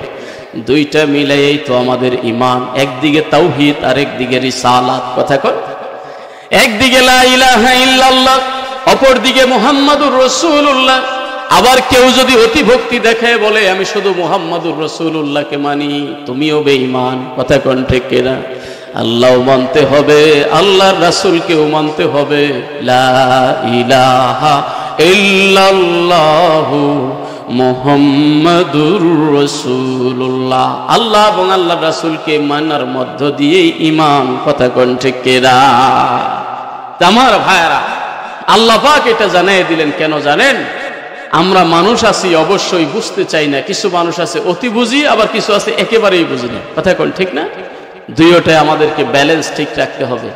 আল্লাহ ছাড়া কোনো মাবুদ নাই, আর আল্লাহর প্রেরিত রাসূল হলেন মুহাম্মদ সাল্লাল্লাহু আলাইহি ওয়াসাল্লাম। কারণ আল্লাহ জীবনে আমরা দেখি নাই, দেখা সম্ভব না। আল্লাহ কি চান আমাদের থেকে, কিভাবে সেটা আমরা আদায় করব, নামাজ কেমন হবে, রোজা কেমন হবে, হজ কেমন হবে, যাকাত কেমন হবে, ইসলামের সিস্টেমটা কি, এটা তো আমরা জানি না। কথা বলেন ঠিক না? আপনি প্রশ্ন করতে পারেন নবীজিও তো মানুষ, তাহলে উনি জানলো কেমনে? আরে ভাই, আমরাও মানুষ, নবীও মানুষ, ডিফারেন্স আছে না নাই? আমার রাসূলের কাছে আল্লাহ রাব্বুল আলামিন ফেরেশতা পাঠাইয়া সিস্টেমগুলো সব শিক্ষা দিয়েছে। আমার রাসূল নিজে বলেছেন, আল্লামানি রব্বি ফাহসানা তালিমি, আমার রব আমার আল্লাহ সবচেয়ে উত্তম শিক্ষায় আমাকে শিক্ষিত করেছে। সুবহানাল্লাহ। তাহলে আমার নবীর শিক্ষক কে? জবান খুলে বলেন কে? এই জন্যই তো আমার নবীর দাম। দুনিয়ার জীবনে আমার নবীর কোনো উস্তাদ নাই। সুবহানাল্লাহ বলেন। আমার নবীর কোনো টিচার নাই, আমার নবীর কোনো মুআল্লিম নাই, মুদাররিস নাই, কোনো শিক্ষক নাই। নবী আমার বলেছে পৃথিবীতে আমি শিক্ষক হইয়া আগমন করেছি। বরং নবীর বহু ছাত্র ছিল, কথা কোন ঠিক না? নবীজির সাহাবীরা হলেন নবীজির ছাত্র, নবীজি হলেন শিক্ষক। সুবহানাল্লাহ বলে। ওই ক্লাসটা কত গুরুত্বপূর্ণ ক্লাস ছিল, যেই ক্লাসের টিচার ছিলেন রাহমাতুল লিল আলামিন, যেই ক্লাসের ছাত্ররা ছিল সাহাবায়ে কেরাম, যেই ক্লাসের ছাত্র ছিল আবু বকর, যেই ক্লাসের ছাত্র ছিল ওমর, যেই ক্লাসের ছাত্র ছিল ওসমান, যেই ক্লাসের ছাত্র ছিল আলী। ওই ছাত্রগুলো কেমন ভাগ্যবান ছাত্র! সুবহানাল্লাহ বলে। আল্লাহ তাদের পরিচয় কোরআনে দিয়েছেন, মুহাম্মাদুর রাসূলুল্লাহি ওয়াল্লাযীনা মাআহু আশিদ্দাউ আলাল কুফফার কুফফারি রুহামাউ বাইনাহুম তারাহুম রুক্কান সুজ্জাদান ইয়াবতাগুনা ফাদলাম মিনাল্লাহি ওয়া রিদওয়ানা সীমাহুম ফি উজুহিহিম মিন আথারিস সুজুদ। আল্লাহু আকবার। আমার রাসূলের পরিচয় আল্লাহ কোরআনে দিলেন সূরাতুল ফাতহের ভিতরে। পাশাপাশি আমার রাসূলের ক্লাসে যারা বসেছিল, নবীজিকে যারা ছায়ার মতো অনুসরণ করত, তাদের পরিচয় আমার আল্লাহ কোরআনে কারিমে দিয়েছে। ওয়াল্লাযীনা মাআহু, আর যারা তার সাথে ছিল, হু মানে নবী সাল্লাল্লাহু আলাইহি ওয়াসাল্লাম, আমার রাসূলের ক্লাসে যারা ছিল, তাদের দামও বাড়ায় দিয়েছেন কে? আওয়াজ দিয়ে বলেন, বাড়ায় দিয়েছেন কে? এখন আপনাদের কাছে আমার শেষবারের মতো একটা প্রশ্ন, সেটা হলো আল্লাহর রাসূলের সোহবত পাওয়ার কারণে সাহাবীদের দাম বাড়ছে না কমছে? সাহাবীদের সোহবত যারা পেয়েছে তারা তাবি, তাদের দাম বাড়ছে না কমছে? আবার এই সোহবত পাইতে পাইতে পাইতে পাইতে এখন পর্যন্ত হক্কানি নায়েবে নবী উলামায়ে কেরাম ওরাসাতুল আম্বিয়া যারা, তাদের দাম কম না বেশি? জোরে বলেন, কম না বেশি? এই জন্য এই যুগে একজন নায়েবে নবী আলেম উলামাকে যে সম্মান করলো, সে যেন একজন নবীকে সম্মান করলো। সুবহানাল্লাহ। এই যুগে একজন ভালো আলেমের পিছনে যে ইক্তেদা করলো, সে যেন একজন নবীর পিছনে ইক্তেদা করলো। সুবহানাল্লাহ বলেন। এই জন্য আমার ভাইরা, কথা বলা অনেক সাবধান। ভালো যারা, আল্লাহওয়ালা যারা, তাদের সাথে আমাদের কোনো দুশমনি, তাদের সাথে আমাদের কোনো শত্রুতা নাই। সাহাবায়ে কেরামের জন্য গ্যারান্টি এসেছে আল্লাহর পক্ষ থেকে, রাদিয়াল্লাহু আনহুম ওয়া রাদু আন। আওয়াজ দিয়ে বলেন আল্লাহু আকবার। নবীকে যারা মানল, নবী তো নিজে শিক্ষা দিলেন ব্যবসাটা কেমন হবে যন্ত্রণাদায়ক শাস্তি থেকে মুক্তি পাওয়ার জন্য। কারণ ডাইরেক্ট আল্লাহর বিধান আমরা মানতে পারতাম না। মডেল হিসাবে, নমুনা হিসাবে আল্লাহ আমাদের মুহাম্মদ সাল্লাল্লাহু আলাইহি সাল্লামকে আমাদের জন্য রাসূল বানায়া দিয়েছে। আবার ওনাকে ফলো করে একদল লোক সাহাবী হয়ে গেছে। সুবহানাল্লাহ বলে। ডাইরেক্ট তো 10 জনের নাম ধরে ধরে নবীজি বলছে, অমুক জান্নাতি, অমুক জান্নাতি, আশারায়ে মুবাশশারা 10 জনকে আল্লাহ দুনিয়াতেই ডাইরেক্ট বেহেশতের সংবাদ দিয়ে গেছে। সুবহানাল্লাহ বলে। শুধু ফলো নবীকে যারা অনুসরণ করেছে, অনুকরণ করেছে, নিজের জীবন বিসর্জন দিয়েও যারা নবীর জন্য পাগল ছিল, তাদের জন্যই তো জান্নাতের সার্টিফিকেট আসছে। কথা কোন ঠিক কিনা? তা আমার ভাইয়েরা, উম্মত হিসাবে আমরাও নবীদের প্রতি, সাহাবীদের প্রতি ভালোবাসা রাখবো, সুনজর রাখবো, সুদৃষ্টি রাখবো। তাদের প্রতি আমরা কোনো ঝামেলার দৃষ্টিতে তাকাবো না। কথা কোন ঠিক কিনা? কারণ সাহাবীদের ব্যাপারে আমার নবী কি বলে গেছে জানেন? আসহাবি কান নুজুম। আল্লাহু আকবার। যদি তোমরা আমাকে মনে করো আকাশের চন্দ্র সমতুল্য, জেনে রাখবো আমার সাহাবীরা হলো তারকা সমতুল্য। তারকার কাজ কি? যখন চন্দ্র আকাশে থাকে না, তারকাগুলো মিটমিট মিটমিট করে পৃথিবীকে আলো দেয়। সুবহানাল্লাহ। আমার নবী যখন চলে গেছে, সাহাবায়ে কেরাম দিনের বাতি পৃথিবীতে জ্বালায় রেখেছে। তারা দিনের দাওয়াত দিয়েছে, বিভিন্ন দেশ দেশান্তরে যায় আল্লাহর দিন কায়েম করেছে। ঠিক না? তাদের উপরে মদত করেছে কে? কথা বলেন, মদত করেছে কে? শুধু আল্লাহ, আল্লাহ রাসূলকে, আল্লাহকে মানার কারণে সমাজের কিছু মানুষ যাদেরকে দেখতে একটু কেমন কেমন মনে হয়, ইসলামের ইতিহাস খুঁজলে আপনি পাবেন পৃথিবীতে 3 জন মানুষ যাদের দেখতে চেহারা সুরত তেমন ছিল না, কিন্তু দাম আল্লাহর কাছে অনেক বেশি ছিল। সুবহানাল্লাহ। এর মধ্যে একজন হলেন হযরত লুকমান হাকিম। তিনি নবী না ওলি এটা নিয়ে অনেক সমস্যা, উলামায়ে কেরামের মতানৈক্য, তবে অধিকাংশের মত এসেছে তিনি নবী ছিলেন না। লুকমান আলাইহিস সালাম তিনি নবী না, কিন্তু দেখেন তার আমল। একটা রিওয়ায়াতে দেখলাম যে আবিসিনীয় তিনি একজন কৃতদাস ছিলেন, একজন গোলাম। লুকমান দেখতে কি ভাই, আপনি দেখতে খাটো, নাকটা ছিল এরকম মোটা, গায়ের রং হলো কালো, পায়ের গোড়ালিগুলো ফাটা ফাটা, মানে একটা মানুষকে দেখলে মানুষ যা সাধারণত ক্রিটিসাইজ করে, যেমন মানুষ দেখলে ঠোঁটগুলো মোটা, এই ধরনের একটা মানুষ ছিল লুকমান। চেহারাও কালো, কিন্তু তাকওয়া পরহেজগারি আল্লাহওয়ালা হওয়ার কারণে তার দাম আল্লাহর কাছে অনেক বেশি। দ্বিতীয় একজন হলেন উমর ফারুক রাদিয়াল্লাহু তাআলা আনহুর গোলাম, যিনি তাকে মুক্ত করে দিয়েছিলেন মাহজা। আবার আরেকজন হলেন একেবারে স্পষ্ট হযরত বেলাল রাদিয়াল্লাহু তাআলা। নারায়ে তাকবীর, নারায়ে তাকবীর। আলহামদুলিল্লাহ। আজকে আপনাদের যিনি প্রধান আকর্ষণ আমার ভাই মাওলানা জামিল হোসেন চালি এসে গেছেন, সকলে বলেন মারহাবা, সকলে বলেন মারহাবা। ওনার বয়ান এখন আপনারা শুনবেন ইনশাআল্লাহ। আমি শেষ করে দিতেছি। সম্মানিত হাজিরিন, এই তিনজন মানুষের মূল্য আল্লাহর কাছে অনেক বেশি। কিসের কারণে? আল্লাহকে মানার কারণে, ইতাআত করার কারণে, আল্লাহর রাসূলকে মানার কারণে। কথা বলেন ঠিক কিনা? তা আমার ভাইয়ারা, আমল ত্রুটি বিচ্যুতি আমারও আছে, আপনারও আছে, এটা থাকবেই, হতেই পারে, কিন্তু ঈমান এটা মজবুত রাখতে হবে, আকীদা ক্লিয়ার রাখতে হবে। আল্লাহর রাসূলের প্রতি, আল্লাহর নবীর সাহাবীদের প্রতি, আল্লাহর ওলিদের প্রতি আমাদের কোনো দুশমনী আছে ভাই? আছে ভাই? নাই, লাভ নাই, মান লাভ নাই। কারণ হাদিস শরীফে এসেছে, মান আয়াদালি ওয়ালিয়ান ফাকাদ আযানতুহু বিল হক। আমার কোন ওলি বান্দার সাথে যে বিরোধিতা করে, আমি আল্লাহ ডাইরেক্ট তার বিরুদ্ধে যুদ্ধের ঘোষণা দিয়ে দেই। আমরাও চেষ্টা করব আল্লাহওয়ালা হয়ে পৃথিবী থেকে যেন বিদায় নিতে পারি। আল্লাহ আমাদেরকে কবুল করে। বিশেষ করে এই বরকতের মাস রজব এসে গেছে, বেশি বেশি আল্লাহর কাছে বলবো, আল্লাহ রজব শাবানে আমাদেরকে বরকত দেন, মাহে রমাদান পর্যন্ত আমাদের হায়াত দেন। সকলে বলি আমিন। ওয়া আখির দাওয়ানা আনিল হামদুলিল্লাহি রাব্বিল আলামিন। আল্লাহুম্মা আমিন। ওয়াল হামদুলিল্লাহি রাব্বিল আলামিন ওয়াল আকিবাতু লিল মুত্তাকিন والصلاة والسلام على رسوله محمد وآله وأصحابه أجمعين يا رب العالمين يا أرحم الراحمين। আল্লাহ বাদেশ্বর হিলফুল ফজল ইসলামী যুব পরিষদের উদ্যোগে আজকের এই এলাকার মধ্যে গানের ইসালে সাহাবের মাহফিলে বসে কত আলেম ওলামা, নবীন প্রবীণ ওলামায়ে কেরাম, হাফেজে কোরআন, এলাকার মুরব্বিয়ানদেরকে নিয়ে হাত তুলেছি। আল্লাহ দয়া করে আপনি আমাদের সবার হাতগুলো কবুল করে নেন। আল্লাহ সেই দিনের বেলা থেকে এখন পর্যন্ত আখেরি মুনাজাত পর্যন্ত যত উলামায়ে কেরাম আসবে, যত নসিহত হবে, জিকির আজকার তাসবিহ তাহলিল দরুদ সালাম যা হয়েছে যা হবে, আল্লাহ আপনি দয়া করে কবুল করে নেন। আল্লাহ মাহফিলটাকে সার্থক করার জন্য অত্র এলাকার যুবকেরা বড় পেরেশান হয়েছে, বড় কষ্ট স্বীকার করে দিনের মজলিস এখানে কায়েম করেছে। দেশ থেকে বিদেশ থেকে যে যেভাবে পেরেছে সাহায্য করেছে। আল্লাহ সবার খেদমত, শ্রম, সাহায্য আপনি কবুল করে নেন।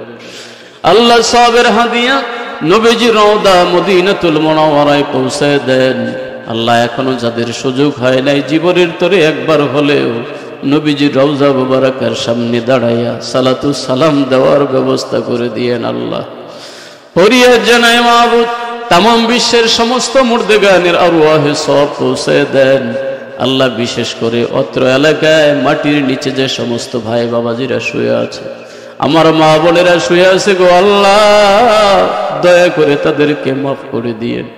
আল্লাহ এই জমিনের বুকে হিলফুল ফজল ইসলামী যুব সংঘের আয়োজনে মাহফিল কিয়ামত পর্যন্ত কায়েম রেখে দিয়েন। আল্লাহ আমার ভাইদের মনের ন্যাক আশা পুরা করে দিয়েন, বিপদ আপদ থেকে হেফাজতে রাখিয়েন।